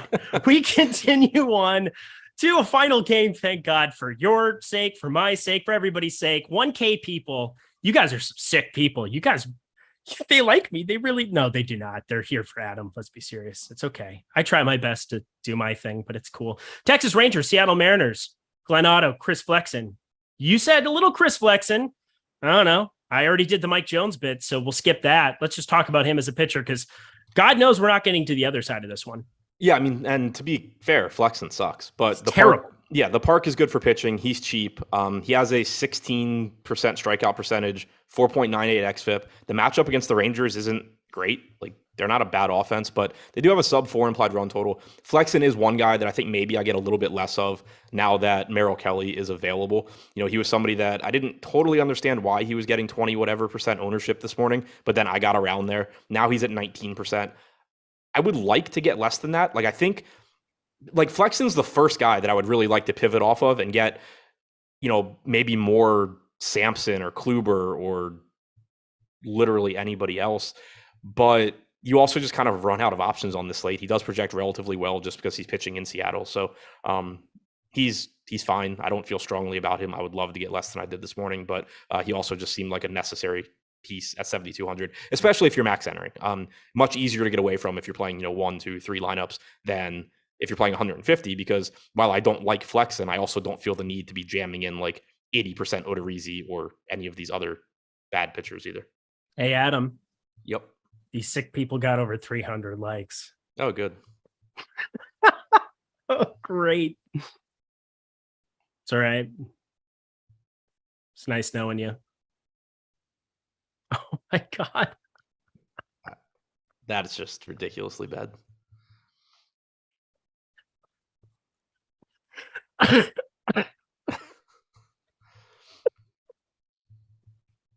Talk to me about offenses and get us out of here, please. No, you just took a drink of water. Please talk. I need water. I'm turning myself up. Yeah, so the Rangers are in a pretty good spot, but they're also expensive. The park's not good for hitting. Adolis Garcia, if I went to one guy, I think stands out. Flexen's really had issues with right-handed power this year. Garcia's got the power to hit it out anywhere. So he looks pretty good, but that price tag still isn't great. On the other side, no Julio Rodriguez in the lineup certainly pulls them down a bit. No Jesse Winker in the lineup either. Makes me like them even less. JP Crawford leading off looks fine as a shortstop option. Cal Raleigh is a $3,900 catcher is okay. But overall, I have a hard time, I think, getting to either offense in this park, especially because the two hitters that I wanted to play the most on Seattle are neither one playing. I said I'm turning my mic off. It was I was about to choke and die. Honestly, this show goes down in the books is one of the real ones. Would you agree with that, Jordan Klein? That was one of the real ones. Adam, any final words for the people as we get out of here? I didn't say Eric had a pretty mouth. I said his mouth looked like Tony Romo. If you in chat took that to mean it's pretty, that's on you. We're getting out if you're on that. Hit the like button more because it doesn't matter anymore. He's Adam Scher. I'm Eric Lindquist. I can't quit you. We'll see you boys later. What's up, everybody? Ben Razzie here for Odd Shopper, bringing you my best bet of the day. It is Monday. It is July 25th. We kick off the last week of the month. Hope to cash some tickets. And today I'm going to be finding the bet across the sports world that I think has the best chance of cashing. Quick recap from yesterday. Love doing a recap off a win. Sunday Night Baseball. The New York Mets, they made it kind of close at the end, even though they were in full control, up 5 or 6 runs late. Win 8-5. We cashed that ticket. We get some momentum heading into Monday. If you're hopping in for the first time, checking out this channel, welcome to Odd Shopper. Welcome aboard. Hit the like button if you want to support us. And more importantly, make sure to subscribe. I'll be talking about all the content we have on this channel. Now, let's get to the good stuff. I'm going to get to the pick, and I'm going to get to the way you can make free money right now. Promo code BEN'sBet, or use the link in the description of this video. BetMGM. They are powering the show, and they are giving new users $200 free just for signing up. What you do, you sign up, deposit $10 or more, take that $10, bet any baseball game, and win or lose, no matter which team you take, you're getting $200 in your account. It's that simple. Take your $200, bet your favorite sport, bet a crazy parlay, bet another game, bet the game I'm going to give you. Any option you want. Let's talk about the game I'm going to give you. Where are we going? Going to the big lopsided game. Kind of chalky, but I'll talk about why I found the Houston Astros to win the first 5 innings, laying that half a run. We are laying some juice, and we're going to talk about that as well. Let's do our process here. The Astros 64-32, 34-18 on the road, over 100 plus 100 runs in differential. They're just a great team. One of the best in the league against the Oakland A's, not the best team in the league. They've been struggling all year. It's just been absolutely rough all year. They are 35-63, 14-33 at home. Just a tough scene in Oakland all year. Don't really see that changing. Now, the Astros have been hot. They came out. They swept the Mariners to get things started post All-Star break. They're looking good. They're in a groove. And now they take on the A's. So, pitching matchup, Jake Odorizzi for us, 4-2, 3.56 ERAs, 2-1 on the road, 2.73 on the road. So the splits are going the right way. Just a solid pitcher. Think he will pitch well here. He draws a good matchup. It's the A's on the other side. That's always a good thing that you want to see. For Oakland, they are sacrificing Adam Oller to the poor Astros here. He is 0-3 with an 8.56. He started the year as a starter. Then he went to the pen, and now he's back starting. It's not good. I don't even need to get into the splits. It's just not good anywhere. He did just pitch against his team. It wasn't horrible. He threw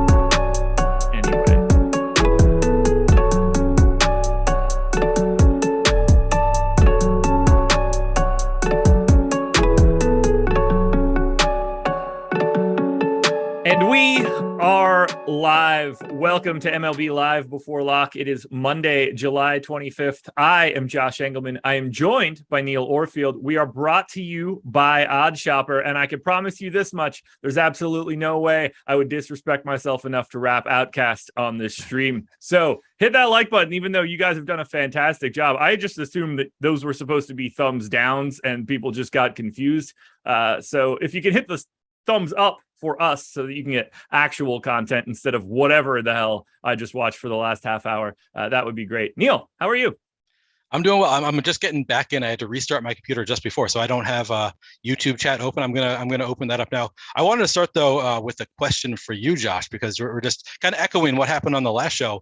If you only got to do one more show, 1 hour, and you get to do it with just one other person, would you choose to do it with, let's go, with Adam or with Sean V? Adam Share, Ship My Money Share, or Sean V? Who are you picking for your last hour? I assume I'm not allowed to do the show by myself, which would be my real answer. You have to have one. Yeah. Clearly Adam. Okay. Clearly Adam. There are not a lot of things that I would want to do with Sean V that would be nice for me to say on this stream. It pains me to tell you that Adam did not pick you on the last show, so the feelings are not mutual, apparently. Well, to be fair, was Adam's other choice Sean V? So you were watching the last show. It was not. It was there. Okay. And actually Adam came back and said nice things about you, kind of like relative to what I know of you guys' relationship. He was saying that he actually would like to do the morning show with you because you're so prepared and you're kind of like yin yang there. So he actually said kind of nice things about you. Yeah, that's just like a selfish statement for him. He wants to do the show with me because I do work and he does no work before it. So it helps him move forward. That has nothing to do with his entertainment. It's for his self-preservation. Yeah. Makes sense. I mean, I like doing shows with really prepared people too. I always love when I guess this is a different thing, but following shows, when I've hosted shows, following Greg, when Greg does the morning show and his run sheet is so well prepared. That's just so helpful. For me, it's kind of a different thing. Yeah, I don't have that well-prepared run sheet. I have a run sheet and it has information in it, but that basically only exists because we have to make them. Yeah. Otherwise, it would not exist and I would do the exact same thing. So you and I have not done baseball content today, which means that no one has any idea what you and I are going to talk about for baseball. So I think the easiest thing to do is to basically keep the same framework that we just saw, but go through it even faster than they did. Hit the high notes. When we get to stuff that doesn't matter, we'll go through it. But it's the easiest way for us to work our way through when no one has heard anything. Otherwise, we're just going to be two chickens with their heads cut off. So sure, I'm ready to dive in if you are. Yeah, if I could ever find out where my wind, there it is. There you are. I accidentally minimized us, and you just weren't there anymore. I'm back. Butto Jenkins says Josh is cockier than Andrew Tate. I take that as an incredible compliment. It would be, I wish that I could be him and make that content. But I don't know who that is. Adam Tate? Andrew Tate. Andrew Tate. I don't even know how to describe it. Is this an adult entertainer? Former kickboxer that he's like steered his content very heavily into just saying really ridiculous things. He's like me to like the 100 millionth level. Okay. He's like me off camera. He will record all the ridiculous things that I say when it's not allowed to go out for our content. So I had the impression that based on an interview that you did with Jordan Cooper, you made the comment that you're kind of the same personality on camera versus off camera, except that on camera, you are an exaggerated version of yourself. I believe that's how you described your relationship on camera versus off camera, like who you are on Pretty that podcast. True. But there are things that I can't say in this stream that I think, like, I could very easily make Adam and Jordan laugh aggressively, and we would not be allowed to be on YouTube. Sure. Okay. So that there's also that piece, but yeah, I mean, you gotta play it up a little bit here. Yeah, a little bit more energy. Yeah. Yeah. Well, when I go back and look at my videos from 4 years ago, I realized that I wasn't very good at that. So we talked about that. Yeah, we did talk about that. You guys should go watch that video. Add more likes to the most liked version of that show. You should. I agree. Feels Let's good. get to 5,000. Yeah. Feels good. I really don't want anybody to ever pass me. So if that happens, I got to come on for round 2. I think you still have a Canadian lead. But yeah, then we'll just do round 2 if it happens. It I'm is down for pretty that. good. Alrighty, let's rip through all of this. We're going to start Orioles and Rays. It's basically a coin flip game. Austin Voth on one side, Corey Kluber on the other. These guys are very different from a price perspective at the very least, although I don't know how different they are as real pitchers any longer, other than the fact that Austin Voth isn't going to go very deep in this game. Are you getting to either one of these guys? They're basically projected for no ownership. Yeah, so my guess is no. I have not actually run my crunches yet. Austin Voth, just hearing Adam talk about him, just about how maybe the projections haven't caught up to him as an improved pitcher this year.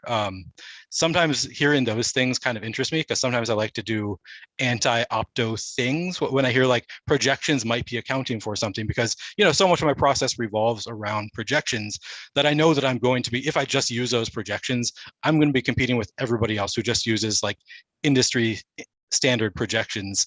So if I hear something that makes me think, maybe the projections haven't quite caught up to who he is yet, because he, hasn't been in Baltimore that long, it does give me more interest. So I could see myself giving a little bit of a boost to Austin Voth. He doesn't look that incredible. He doesn't look like a must play in the top pitchers tool though, which is the primary thing that I use to make these decisions.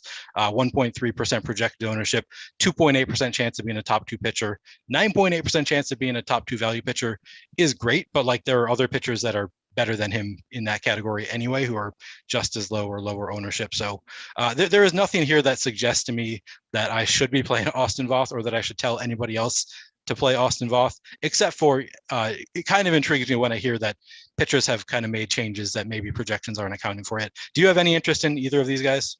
No, not really. These much simpler. Voth would be really the only guy, just because if I'm going to go to 8,300, I got a couple other options that I think are just better than Kluber. But I don't anticipate getting much. I ran dummy crunches earlier today. This is going to be interesting, by the way. I've officially stopped not stacking, and I talked about that on the process. Yeah, it was going very poorly. So experiment is done, and it sucked. So I'm stacking today, but I haven't run. I spent a couple hours today going back to what was my old process of generating lineups and getting everything loaded. So that should be really fun to do for the final 15 minutes while we're on the show. How long did that last? The non-stacking? Yeah. Like 5 weeks. Okay. It felt like a long time. Yeah, it was not great. So we're gonna get away from that, and we're gonna have some stacks. But I did not have these guys. I had 2% Corey Kluber earlier today, so none of them were even remotely close to being something I'm getting to a lot. Offense, on the other hand, the Rays were my 4th most exposed team. I was a little bit lighter on the Orioles. Rays are 7th in ownership. The Orioles are 8th. We have the Rays a bit higher in top stack odds. Are you getting to either of these teams? So I don't really have much interest in the Orioles, just coming in at 5.2% ownership, 3.1% chance of being the top stack on the board. Just not a ton of interest there. The Rays, I do have some interest in. They actually don't look that incredible in the top stack tool either, coming in at 5.8% ownership with a 5% chance of being the top stack on the board. But as much as I, want to believe in Austin Voth and think maybe I'll try to play a couple of shares of him, I still think that he is targetable. I don't fully believe it yet that he is a new pitcher. So I do think that I would like to get to some Tampa Bay stacks. Probably not, I'm not going to go over the board. I'll probably be close to the field. I know that EMAC had written up the Rays as one of his favorite stacks, I believe. I just skimmed his article a little bit earlier. Are they one of your favorite stacks as well? They came out 8th in my top stack tool, so I'm right in line with our tools. So it's fine. You get to, I can't remember which one's which. You get to Brandon Lau, Arozarena, both of those guys pop for me. They're also the 2 guys that are pulling the most ownership. So I don't really have much of a lean here either direction. I'll have some Rays for sure. I'm guessing they end up being my 5th or 6th highest rated team. Just because I think the top of the lineup looks really easy to stack. 3rd, 2nd, outfield 1st, outfield short. When you can get those top 6 where you're not just inundated with multiple first basemen or multiple 3+ outfielders. I like when you can knock off all 4 infield positions in the 6 first spots of the order. Yep. So to me, they become easier to stack, and I think we'll see them slide up a little bit, but not the priority that I'm looking for. I'm looking at the new Slate Central, which is pretty cool. I think it's new today, right? It's at least new to me today, and I know Alex just announced it today. But I see that Brandon Lau is the number one projected second baseman, or has the top odds of being the top fantasy scorer among second basemen. Arosa Reyna is 6th currently among outfielders. Francisco Mejia is like 7th among catchers. So yeah, a lot of positions that you can fill here pretty nicely. So yeah, it does look like a lineup that would be easy to make stacks out of. All right, let's keep it moving. Let's go Phillies and Braves. We certainly have a talking point here, and it isn't Ranger Suarez, who's 3% owned, although maybe it is. If you have those thoughts, go for it. But I think the more likely scenarios that we're going to talk about, $10,500 Max Fried. He's 26% owned. To me, probably the second best pitching option on the slate today. The only thing that's really slowing him down for me is the price tag, but I'm still getting there. I think he looks fantastic. I will happily get to Max Fried. Do you share the same sentiment? Yeah, I think I'll end up being over the field to Max Fried, even though he is over-owned relative to his odds of being a top 2 pitcher on the slate, but he has the highest floor and the highest ceiling of anybody on the slate. And I think that I've said this many times. I think generally a lot of people at Stokastic have said this, that we like to generally play it a little bit safer at pitcher and get different more with our bats. And I think that this is a spot where there's just not that many great pitching options. Anybody that you feel that comfortable with, and Max Fried is just far above the field for me in that respect. So I imagine he has a 26.3% projected ownership, 21.7% chance of being a top 2 pitcher on the board. But I still think his chances of being a top 5 pitcher on the board are much higher than that, are extremely high. And so I'm going to be, I'll be above the field on Max Fried as well. He was my second most exposed pitcher when I ran my crunches earlier. The only other guy that I'm going to get to more is Sean Manaea, and he's just mostly because he's $1,700 cheaper than him, and that's just going to make it a little bit easier. But I'm happy to get to Fried. Yeah, Ranger Suarez, probably not going to get to. He looks good in the top pitchers tool, to be honest, but his 18.8% strikeout rate doesn't really do anything for me. And matchup with Atlanta, they strike out a good amount, but he's Ranger Suarez. I just don't really see myself getting there. What do we do with the Braves here? They are number 1 in our top stack tool. I actually have them 4th, but all those top couple teams are really smushed together. So the rank makes it look a little bit crazier. They are incredibly expensive. 21st in our top value metric. They're dead last for me. So they're having trouble getting a ton of ownership just because this is the most expensive stack that I think that you can get to today. Are you still going to be able to get to Atlanta? I was more middle of the pack earlier today. I don't know where that's going to shake out once I start crunching. So I think that I will. I think that I'll probably force in some Atlanta stacks. I think I'll force myself to be over the field. As you mentioned, so they are the top stack. In terms of top stack odds, they are the number 1 team, 9.5% chance of being the top stack on the board, coming in at only 4.9% ownership. But as you alluded to, they are so expensive that they have a 0.6% chance of being the top point per dollar stack on the board today.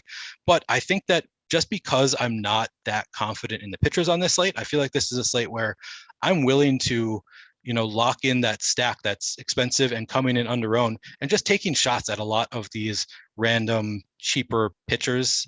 There's none that I'm comfortable, that I'm super confident in, but even at the top of the board, I'm not that confident in Tony Gonsolin. Like there's really nobody outside of Max Fried that I have a ton of confidence in. So I think that I'm going to take some shots on playing full Atlanta stacks and just hoping that my pitchers work out well enough and that the high end super high owned pitchers don't completely go off. So I do think that I'm going to be above the field on the Braves today. It sounds like, are you going to be like right around the field? Is that what you're expecting to be?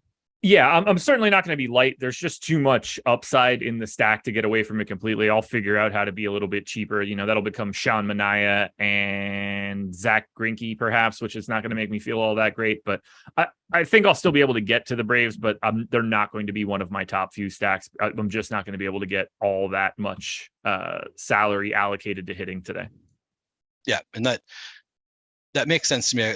So, if you're going to be allocating your salary to pitchers, and I guess we're going game by game, so maybe we'll figure this out over time, but there are some expensive pitchers that you like on this slate? There are. Okay.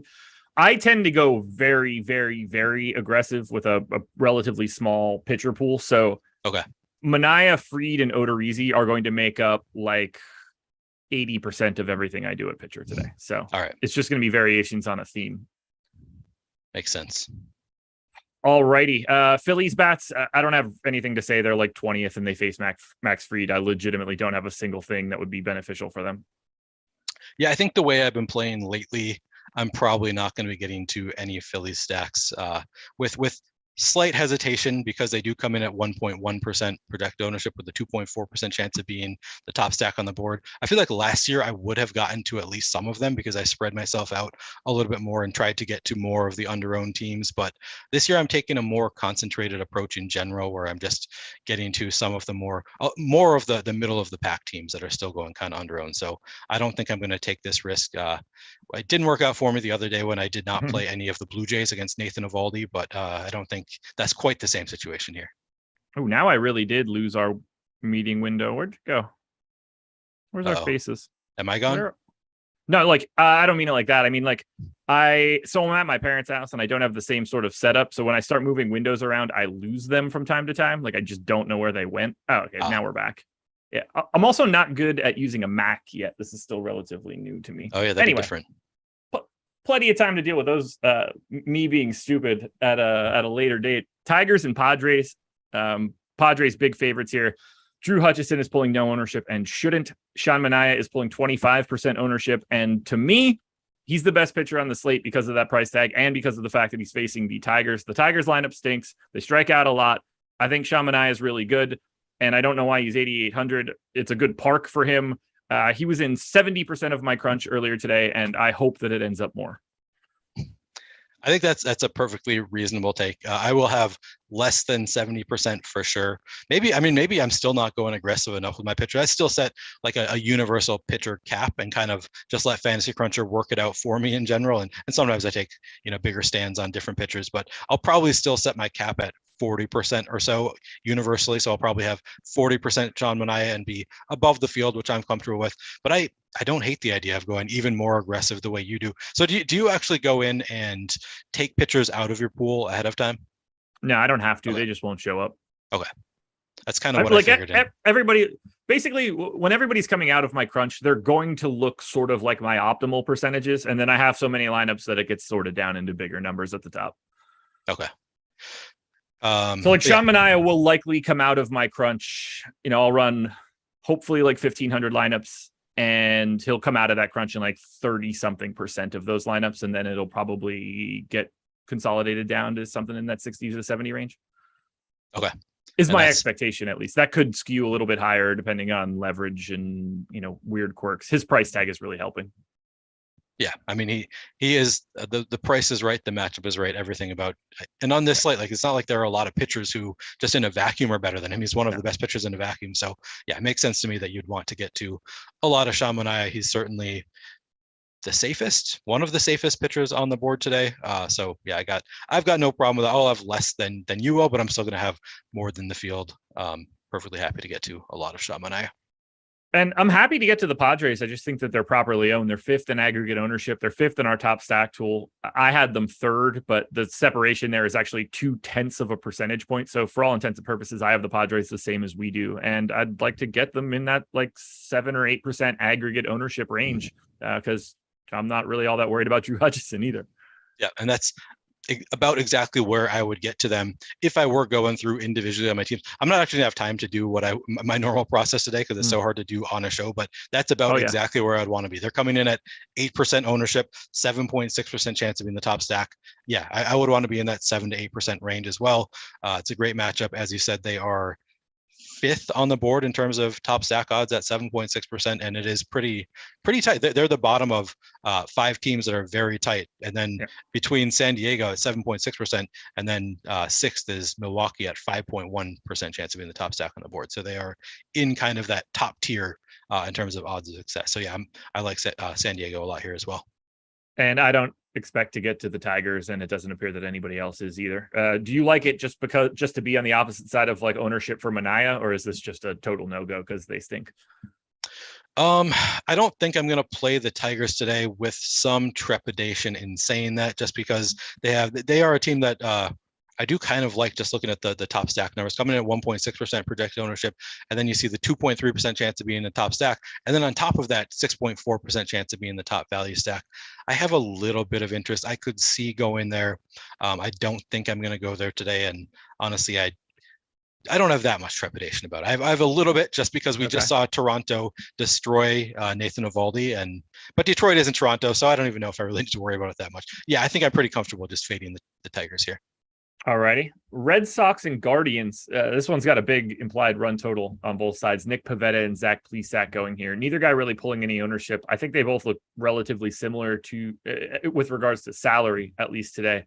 I am not going to be getting to Pivetta or Plesac here. Yeah, I could see myself getting to Pivetta potentially. I don't see myself getting to any Zach Plesac. I'm probably not going to get to any Nick Pivetta either. He looks fine in the top pitchers tool. 2.6% ownership, 8.8% chance of being a top 2 pitcher. But again, I'm not getting that different with pitchers. So if I get to some, I don't think it's going to be a ton of Nick Pivetta.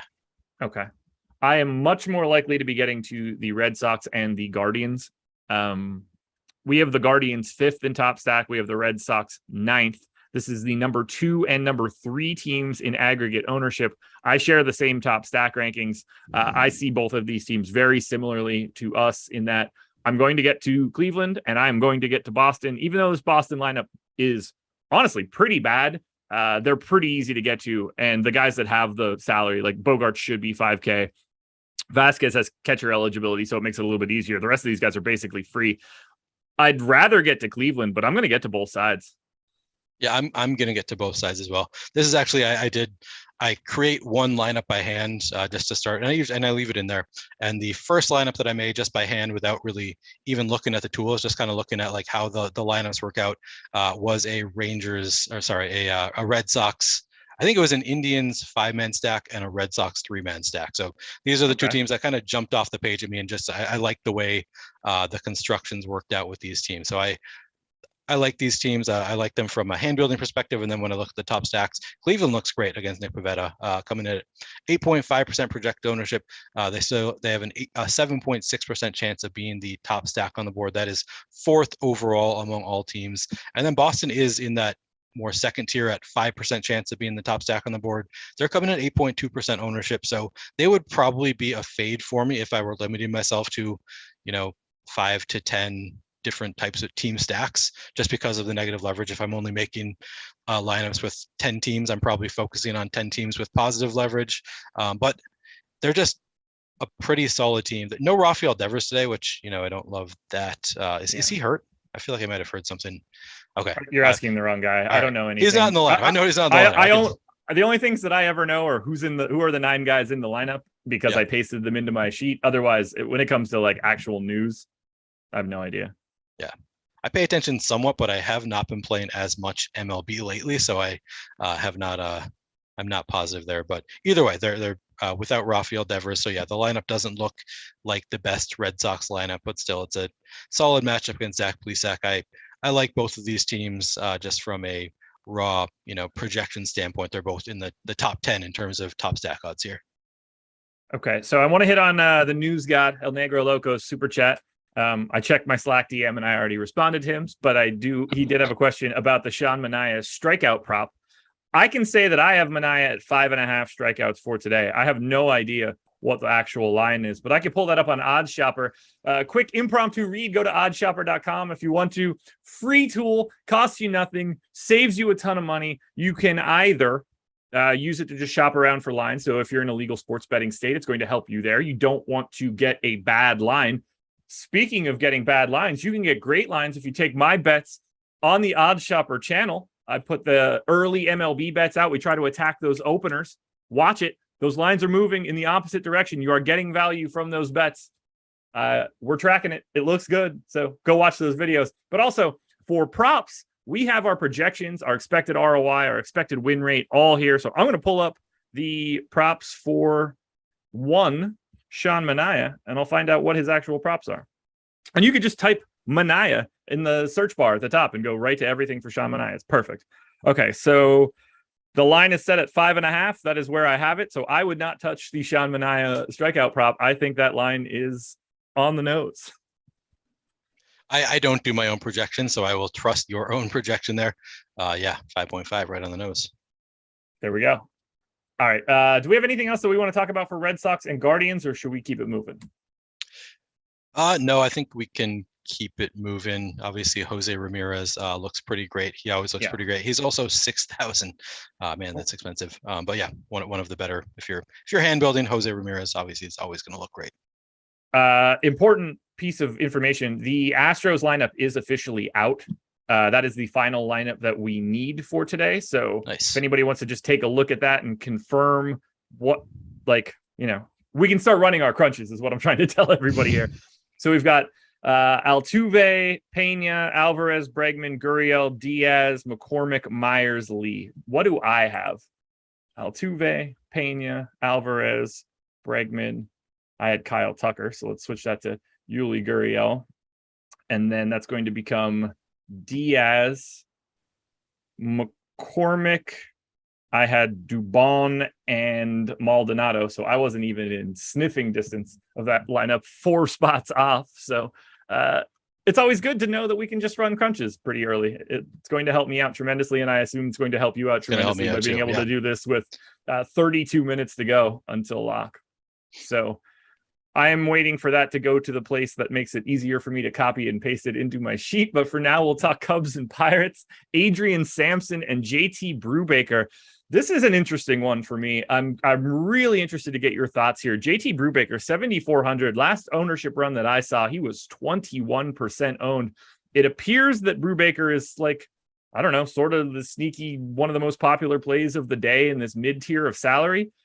He is not somebody that I was getting to nearly as much as the field. This tends to happen for guys that are a little bit further down the line. I'm more likely to be playing higher fantasy point and generally higher salaried pitchers. So I'm going to end up being a little light on Brubaker. I like the spot, I guess, but this Cubs lineup isn't totally atrocious. Where do you land on Brubaker? Is this a value guy for you? Yeah, I think I do like Brubaker a bit today. He looks pretty good in the duel. And like I said, I haven't run my crunches yet, so I should probably do that just so I can answer these questions. Am I going to be playing them? I suspect I would like to play some JT Brubaker. Looks like it is a good weather day in Wrigley today, so that helps a little bit.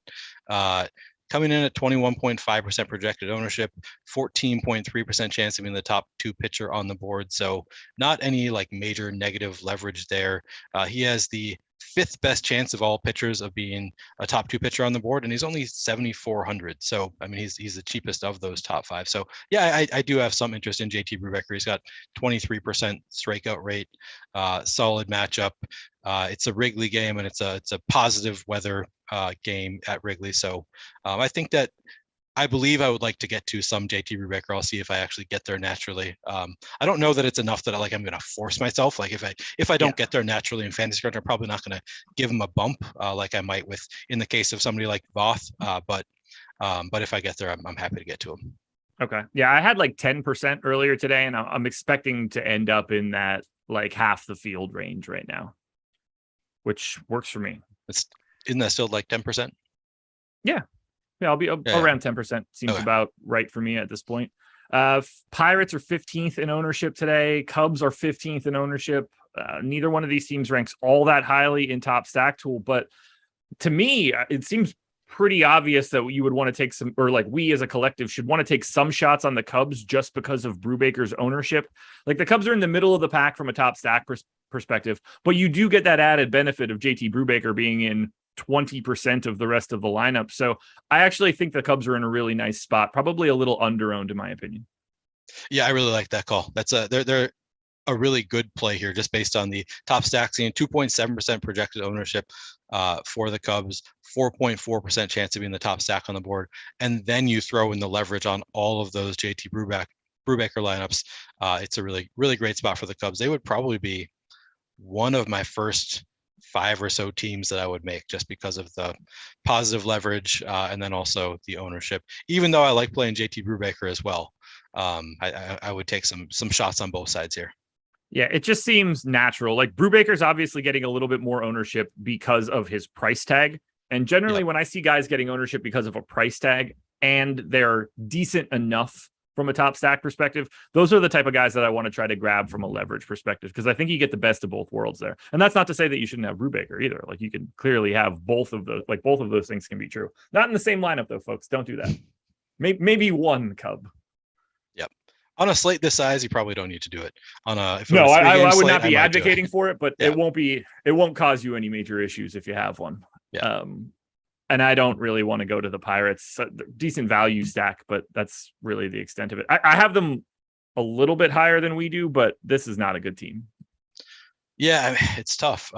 They do look good in the top stacks tool, coming in only 2.7% projected ownership, 3.6% chance of being a top stack on the board, and then also an 8.1% chance of being the top point per dollar stack on the board. So it does make me think that I might like the Pirates a little bit more than you do, but I have not looked at the actual lineup. So I guess I should say this. I like them more than the ownership shows. Okay. I my top stack odds on the Pirates. Now, this was before we started, so that maybe something could have changed here, but I don't think that it did. I was actually at 5% top stack, so an extra 1.5 percentage points on us, which does create a nice positive leverage situation.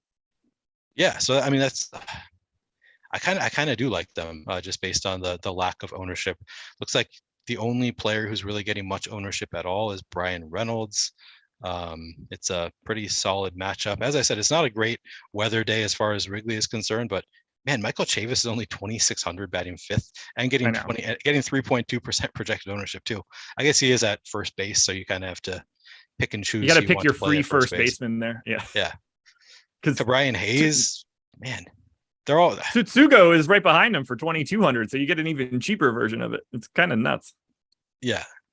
Yeah, it's a lot of players who have not done that, have not been great this year, but that a lot of them are players that I think of as having potential to be great. And I guess you kind of got to trust the recent form more than who I think they might be in 2 years but I don't know. I have some interest in Pittsburgh, I guess is what it comes down to, just based on the lack of ownership and the solid matchup. I think I do have some interest in playing some Pittsburgh here. Okay.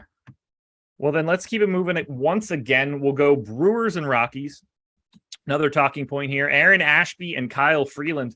Ashby, 7,700 today. Last I saw, 34% owned on DK, 23% owned on FanDuel. This one's not for me. Do I think that he should be getting some ownership? Absolutely.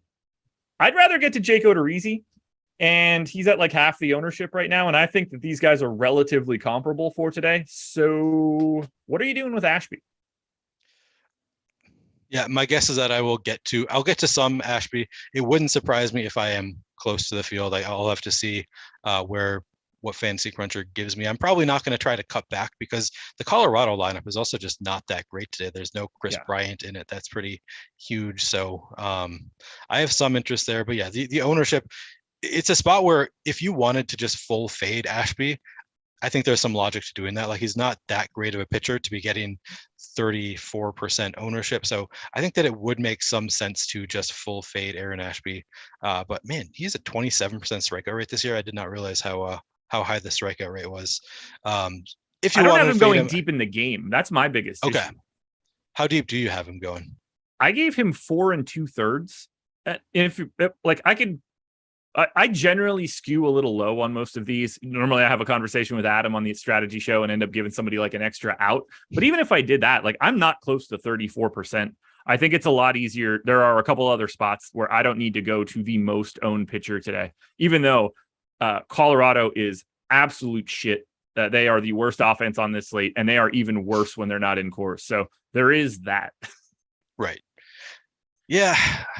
I should run my. I've been waiting to get that Houston lineup to see if I am going to be playing some Ashby, because there are times when I look at the top pitchers tool and it'll show negative leverage for somebody and I'll still get a lot of them. But there are times when the projection actually leads me away from some of these pitchers. But actually his projection is good enough that I imagine I'm going to be getting to whatever I set my cap at. I think he has the third highest projection of anybody on the slate and he's only 7,700. So I imagine I'll get to 40% Aaron Ashby. And I get it. I get not playing it. If you want to full fade him, I get it. But I'll probably just let it happen there.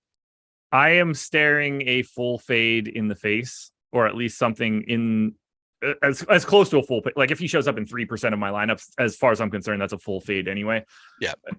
If you're 34% owned, those are I can't control for 0. I mean, I can. It's obviously my stuff, but I I have him so much lower than we do. It's insane. You say that he's like the fourth highest projected guy? I believe it's the third highest projected. Wait, I have him 8th.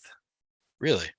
Yeah. So another function of me not having him, like every out for Aaron Ashby is more valuable than pretty much anybody else on the slate because of how high his strikeout rate is. Every out is going to be worth a little bit more fantasy points for him. So for me, having him going shorter, like if I gave him one more out, he might gain like close to over a full fantasy point and then be 4th for me. So it's tighter than it seems, but if I just go from a rank perspective, he's nowhere near it. I mean, we've got him projected higher than Sean Manaea. So like a full point projected higher than Sean Manaea. So yeah, it must be a matter of just Manaea because of where 4. You have him. Damn, really? Yeah. Do you have Manaea higher than Tony Gonsolin? Yes. Okay. So you have Manaea higher. I have Manaea and Fried tied at 17.5. All right. So that's a bit different. Yeah. Today's going to be very different.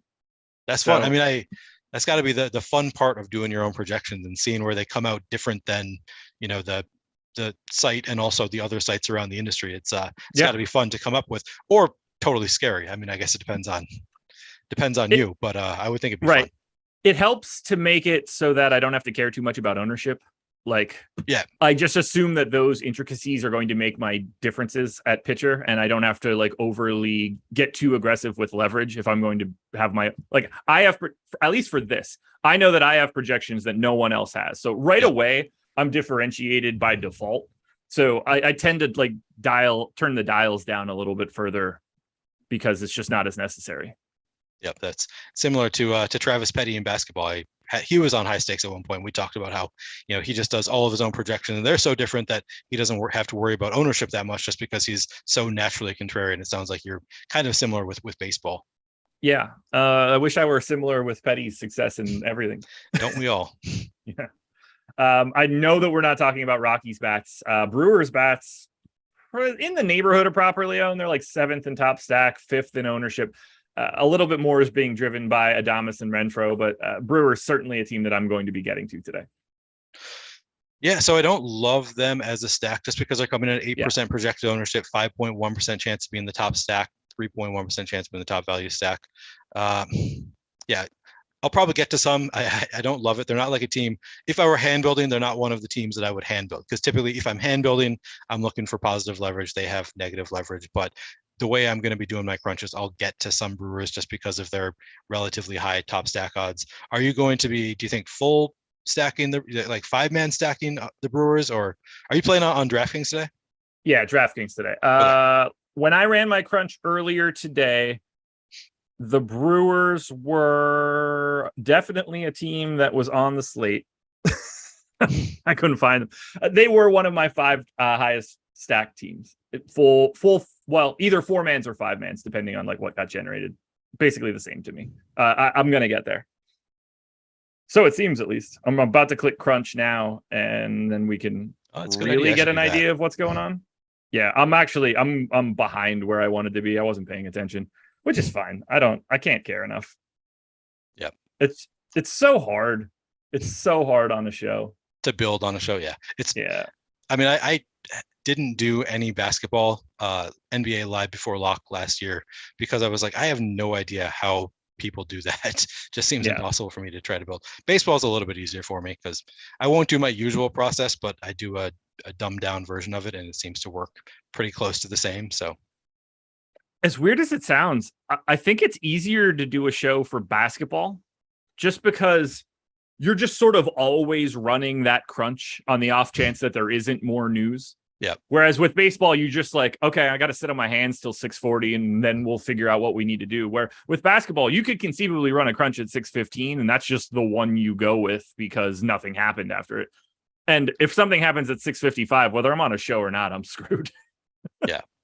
I mean, if I'm not on a show at 6:55, I can usually adjust pretty well, but I also have a much simplified process relative to you because I'm relying on the site's projections and I'm not having to put in stuff myself. People are doing it behind the scenes for me. So Much Yeah, easier. for NBA, that's helpful because when it's just, I can get that projection updated in 10 seconds and have it and start that crunch. The lag to the site is a little bit more difficult. New AI will find a girl for you. Thank you, porn bots, for letting us know that we could hunt one of them down. I'm not going to ask you about Rocky's bats unless you like the idea of being on the opposite side of Ashby, but I mean, this team is really bad. Yeah, it's a bad enough team. We don't need to talk about them. All right, we're gonna have to pick up the pace. This is easy. Can we do an extra half hour? Maybe. I don't know how helpful that's going to be to people, but Royals and Angels. Greinke pulling a little bit of ownership at 5,900. I was getting that same sort of ownership today. Is Greinke a pay down option for you? Greinke is not an option I would be excited about. He doesn't look good at all in the top. 14.7% projected ownership with a 5.9% chance of being a top 2 pitcher. Looks like an easy fade to me. I should run a crunch just to make sure I'm not, because I don't know that I would take Greinke out of my lineups. I would be tempted to just remove Greinke from my player pool. Like that's negative enough leverage for a pitcher that I don't believe in a matchup that isn't really that great. I would be tempted to take him out, but let me see if I get to any of him naturally. But yeah, he's not the a player pay down I love. option for me today. He is a pay down option. So you prefer him to Ashby or to Voth? Well, yes, I definitely prefer him to Voth. The problem here is the Angels. I've got them with a 27% aggregate strikeout rate for today. Only Rengivo is the guy like that's below 20. Most of these guys are in like the 25 to 30 something range. So I don't think it takes too much more for Greinke. Like if Greinke grabs 1 or 2 extra strikeouts, that's so massive for him at 5,900. I think I have the Angels as a league average offense too. So it's not, no Mike Trout actually makes them a lot worse. It's crazy. Go figure. Yeah. So I was expecting to get to Greinke. Whether or not that happens, I don't know. He is showing up in quite a bit of lineups right now. So maybe this is a case of the field knowing what they're doing to some extent, because the field can obviously see the Angels strikeout rate. I would not expect the field to kind of factor that in overall that well, but maybe I'm a dumb fish, and that's why my stuff looks like the field stuff. Let me see what could be that too. It's always possible, I guess. It could be. How excited are you to be able to stack again? Is today your first day being able? Yeah. You have no idea. I'm just like, it wasn't fun to sweat because you're getting your ass kicked right out of the gate. Like it's basically like impossible. You have to hit like the first 7 home runs of the slate to try to get a lineup that's near the top. So you have to just sort of wait it out. And once I looked at the data, nothing was getting in the top 1% of my lineup. So there was a very clear line in the sand drawn where it was like, you're not allowed to be better than this. It was stark. Yeah, that's what I would.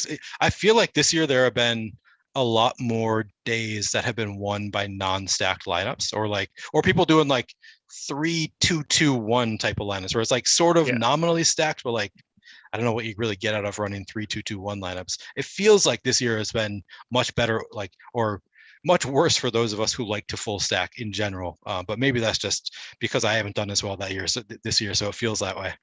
Well, it's one of those things where if there's 30,000 entries in the field, like it might not be great for you to not stack 150, but if 10,000 to 15,000 of those lineups are like, for all intents and purposes, not full stacks, like somebody's going to have, like one of those are going to start to have those pieces fit together and get to the top. So it might not be great individually. You're just going to it's really difficult to continue that success over and over again and run that down.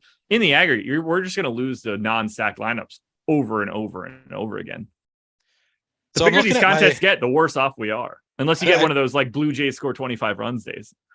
I want to hear your thoughts on my current pitcher ownership. So I set my cap at 40%. I've got 41.3% Max Fried, 39.1% Ashby, 32.6% JT Brubaker, 28.3% Gonsolin. I like that. I only get 15.2% Sean Manaea. I guess he is. The Stokastic has Sean Manaea projected lower than Aaron Ashby, so I guess that kind of makes sense. I only have one, so I only did 46 crunch lineups. I only have one Zach Greinke lineup in there. Do you think I should be adjusting my projections at all to try to get a little bit different than what I'm doing? I mean, no, nothing like that. Nothing sounds crazy there. Like I would want more Manaea, but like everything else seems. Look, when push comes to shove, I wouldn't mind just like being in and around the field on most of these guys and Yeah. like sorting it out from a hitting perspective.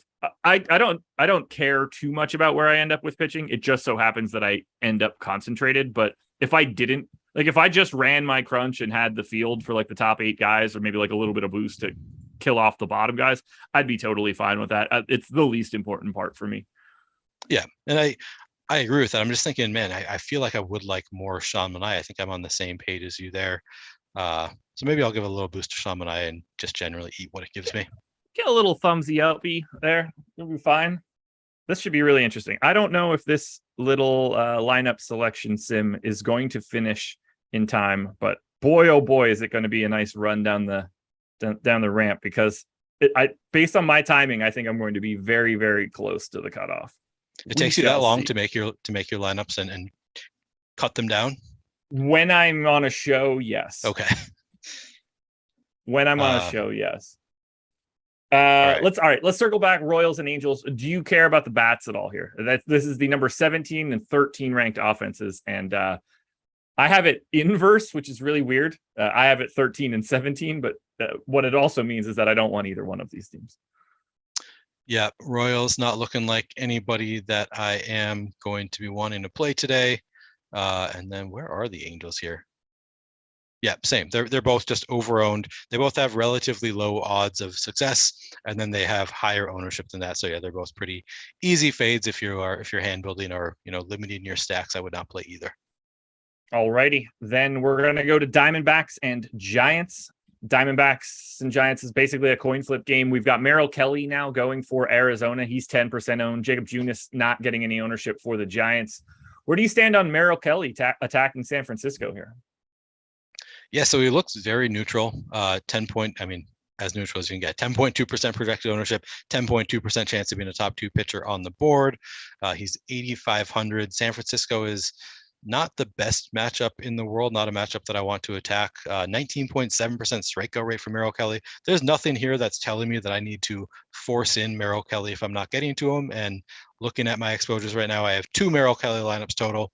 I'm comfortable with that number. He's not somebody I want to force in. I'm going to be under the field here. How are you feeling about Merrill Kelly? So with Kelly, oh no, I really just screwed myself. I never should have clicked. I clicked the button I shouldn't have. So for Merrill Kelly, he came out of my sim at 11%. We got him owned at 10. So I think I'm spot on the number. Guys like this that are, in this 85, like his price range and his ownership, I think he's going to end up getting squeezed out, and he's going to become more Manaea or more Odorizzi perhaps. And that's just going to be the end of it all for me. Okay. So my guess is that I don't get to Kelly. I'm certainly not getting to Junis, and I don't anticipate getting to either offense. Yeah, let me look if I see anything different. Arizona looks very neutral, coming at 3.7% projected ownership, 3.5% chance to be in the top stack on the board, 4.2% chance to be in the top value stack on the board. That's about as neutral as you can get. So if I get to some, I'm happy with it, but I'm not forcing any Arizona into my lineups. San Francisco looks a little bit better to me. I think I would have more interest in San Francisco, coming in at 2.3% projected ownership with a 5.1% chance of being the top stack on the board, 5.5% chance of being the top point per dollar stack on the board. So I think I do have some interest in San Francisco. Now, whether I actually have any, given my condensed process today, I have one total San Francisco 5-man stack in my 46 lineups. But I think I would like to be, if you have the time to go through and kind of make these decisions, I would probably want to be above the field on San Francisco. I'd at least want, 5 to 7%. Okay. Anything you want to say on Arizona, or should we keep it moving? No, let's keep it moving. Okay. Next one up on the list, Houston and Oakland. Houston, big favorites here. And we finally have another talking point, I guess, for Houston, because that's a team that I'm at least a little bit interested in. What are you doing with Odorizzi? He was a guy that was popping pretty aggressively for me earlier today. Yeah. Odorizzi looks pretty over-owned, according to the top pitchers tool, coming at 18.5% projected ownership, 8.9% of being a top 2 pitcher on the board. So he looks over-owned. Let me see if I actually got to any doesn't look like I got to any Jake Odorizzi, and just Wow. given that ownership, I don't love it. Now, obviously, these sims are probably his projection is, I assume, based on these sims. I guess I don't know exactly how they play into each other. So, do you have him projected higher than the site does? You think? I mean, it's a great matchup. I've got him Oakland, at 15.2.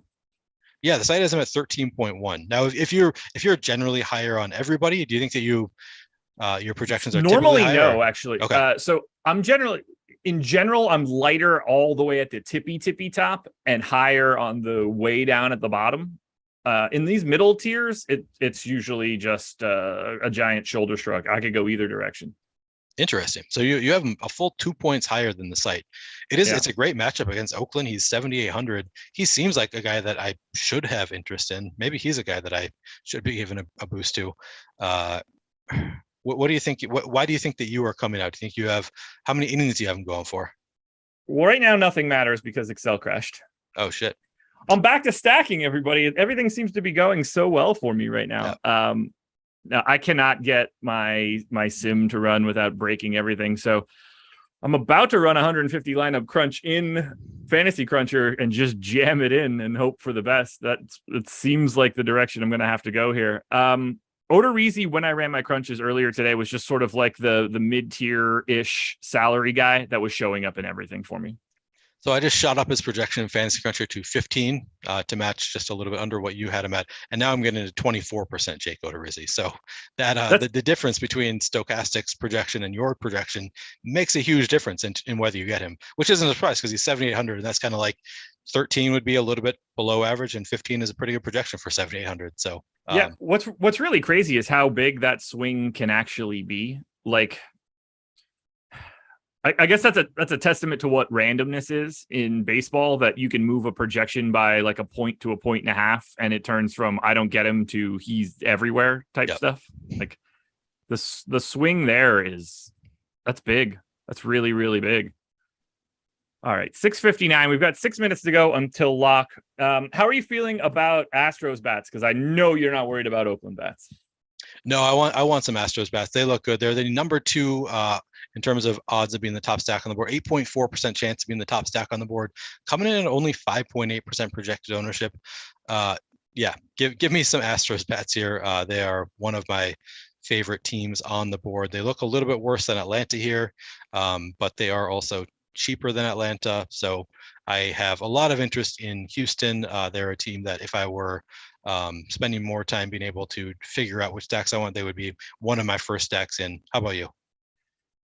Had a ton of Houston earlier today, and I'm hoping that continues if I actually run a crunch, which is getting closer to the point where it's not going to happen. I have about a minute before I know that I can't do it.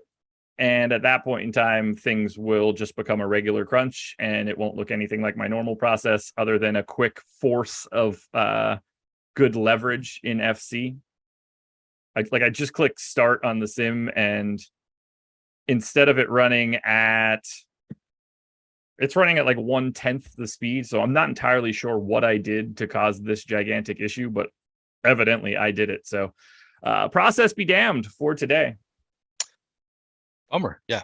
I Normally was excited to like let it rip too. That's the worst part. I use late swap optimizer. I don't know if that would save you. So, I mean, your process, you crunch out more than the number of lineups that you're going to play. So I have 1,000 in the hopper right now. Okay, you've already got it. Okay, well then you don't need to use my condensed process. Now, I don't know what the deal is, but my Excel is just dying. And what's really crazy is that I spent like 4 hours trying to fix it today. Didn't work. Bummer. Didn't work at all. Kind of a bummer. That's why I shouldn't host live before lock shows from my parents' house. I just don't is it your parents' internet, you think?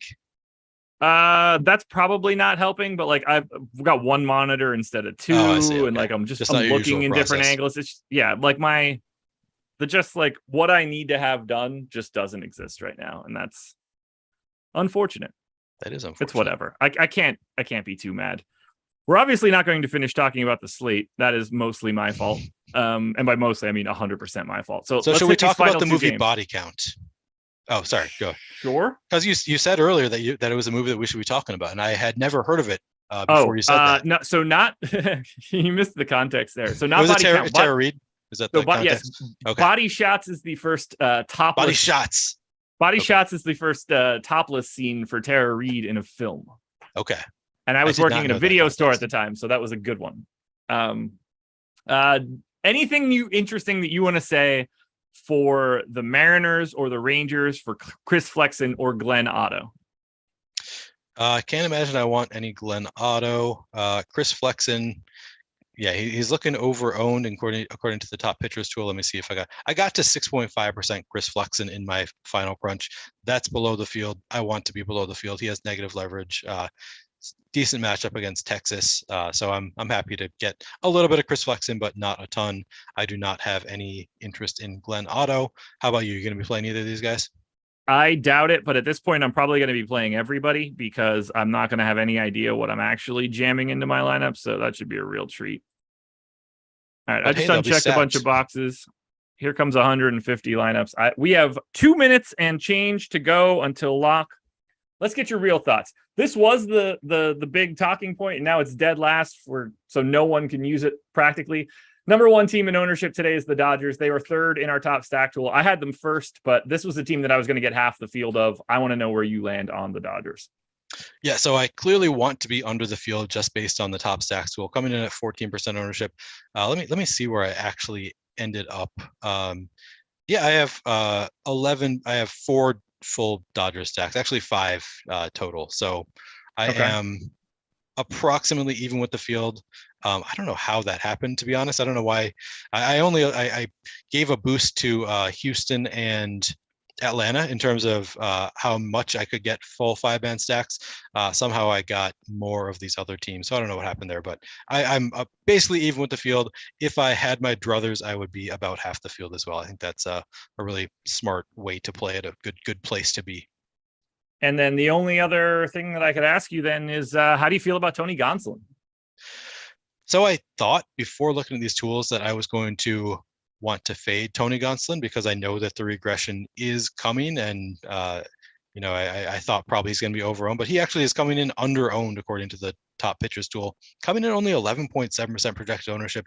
I had thought before I looked at it he was going to be chalky just because he has been so good this year and there are not that many pitchers you feel confident in here, but he's coming in underowned. So I would like to be above the field here and even above that 17.6% chance of being a top 2 pitcher. If he's coming in this low owned, I'd rather just hope that he keeps on doing what he's been doing. Take my shots there. How are you feeling about Gonsolin? That's a good question. I did get my lineups in with 25 seconds to spare. I have no idea what I'm playing. I have 5% Tony Gonsolin. All right, so you are under the field. I have 39% Zach Greinke, so this entire process was really not worth much of my time. I ended up with 0 Zach Greinke now, which I am totally fine with. Yeah, I'd rather be you than me. It'll be an interesting slate. Honestly, this is one of the weirder slates that we have had this year where I don't feel all that confident in that many things. At least the pitchers are actually some of the stacks look really good in the top stacks tool, but I aggressively jammed one team from a stack perspective. Would you like to guess who it is? And then we'll get out of here because we are locked. Aggressively slammed. They are in half of my stacks. Damn. I mean, I would they're have not, to go. They're not poorly ranked. That much I could say. They're not poorly ranked. So to me, it comes down to my top 3 guesses would be Atlanta, Houston, and Cleveland. I think I'll go with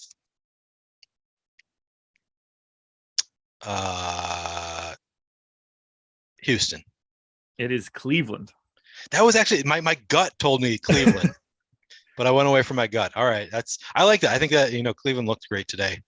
Easy to make those stacks. And as Adam was pointing out, a lot of the Cleveland ownership just comes from Jose Ramirez getting a ton of ownership, which the rest of the lineup is not getting a ton of ownership. So I don't hate that at all.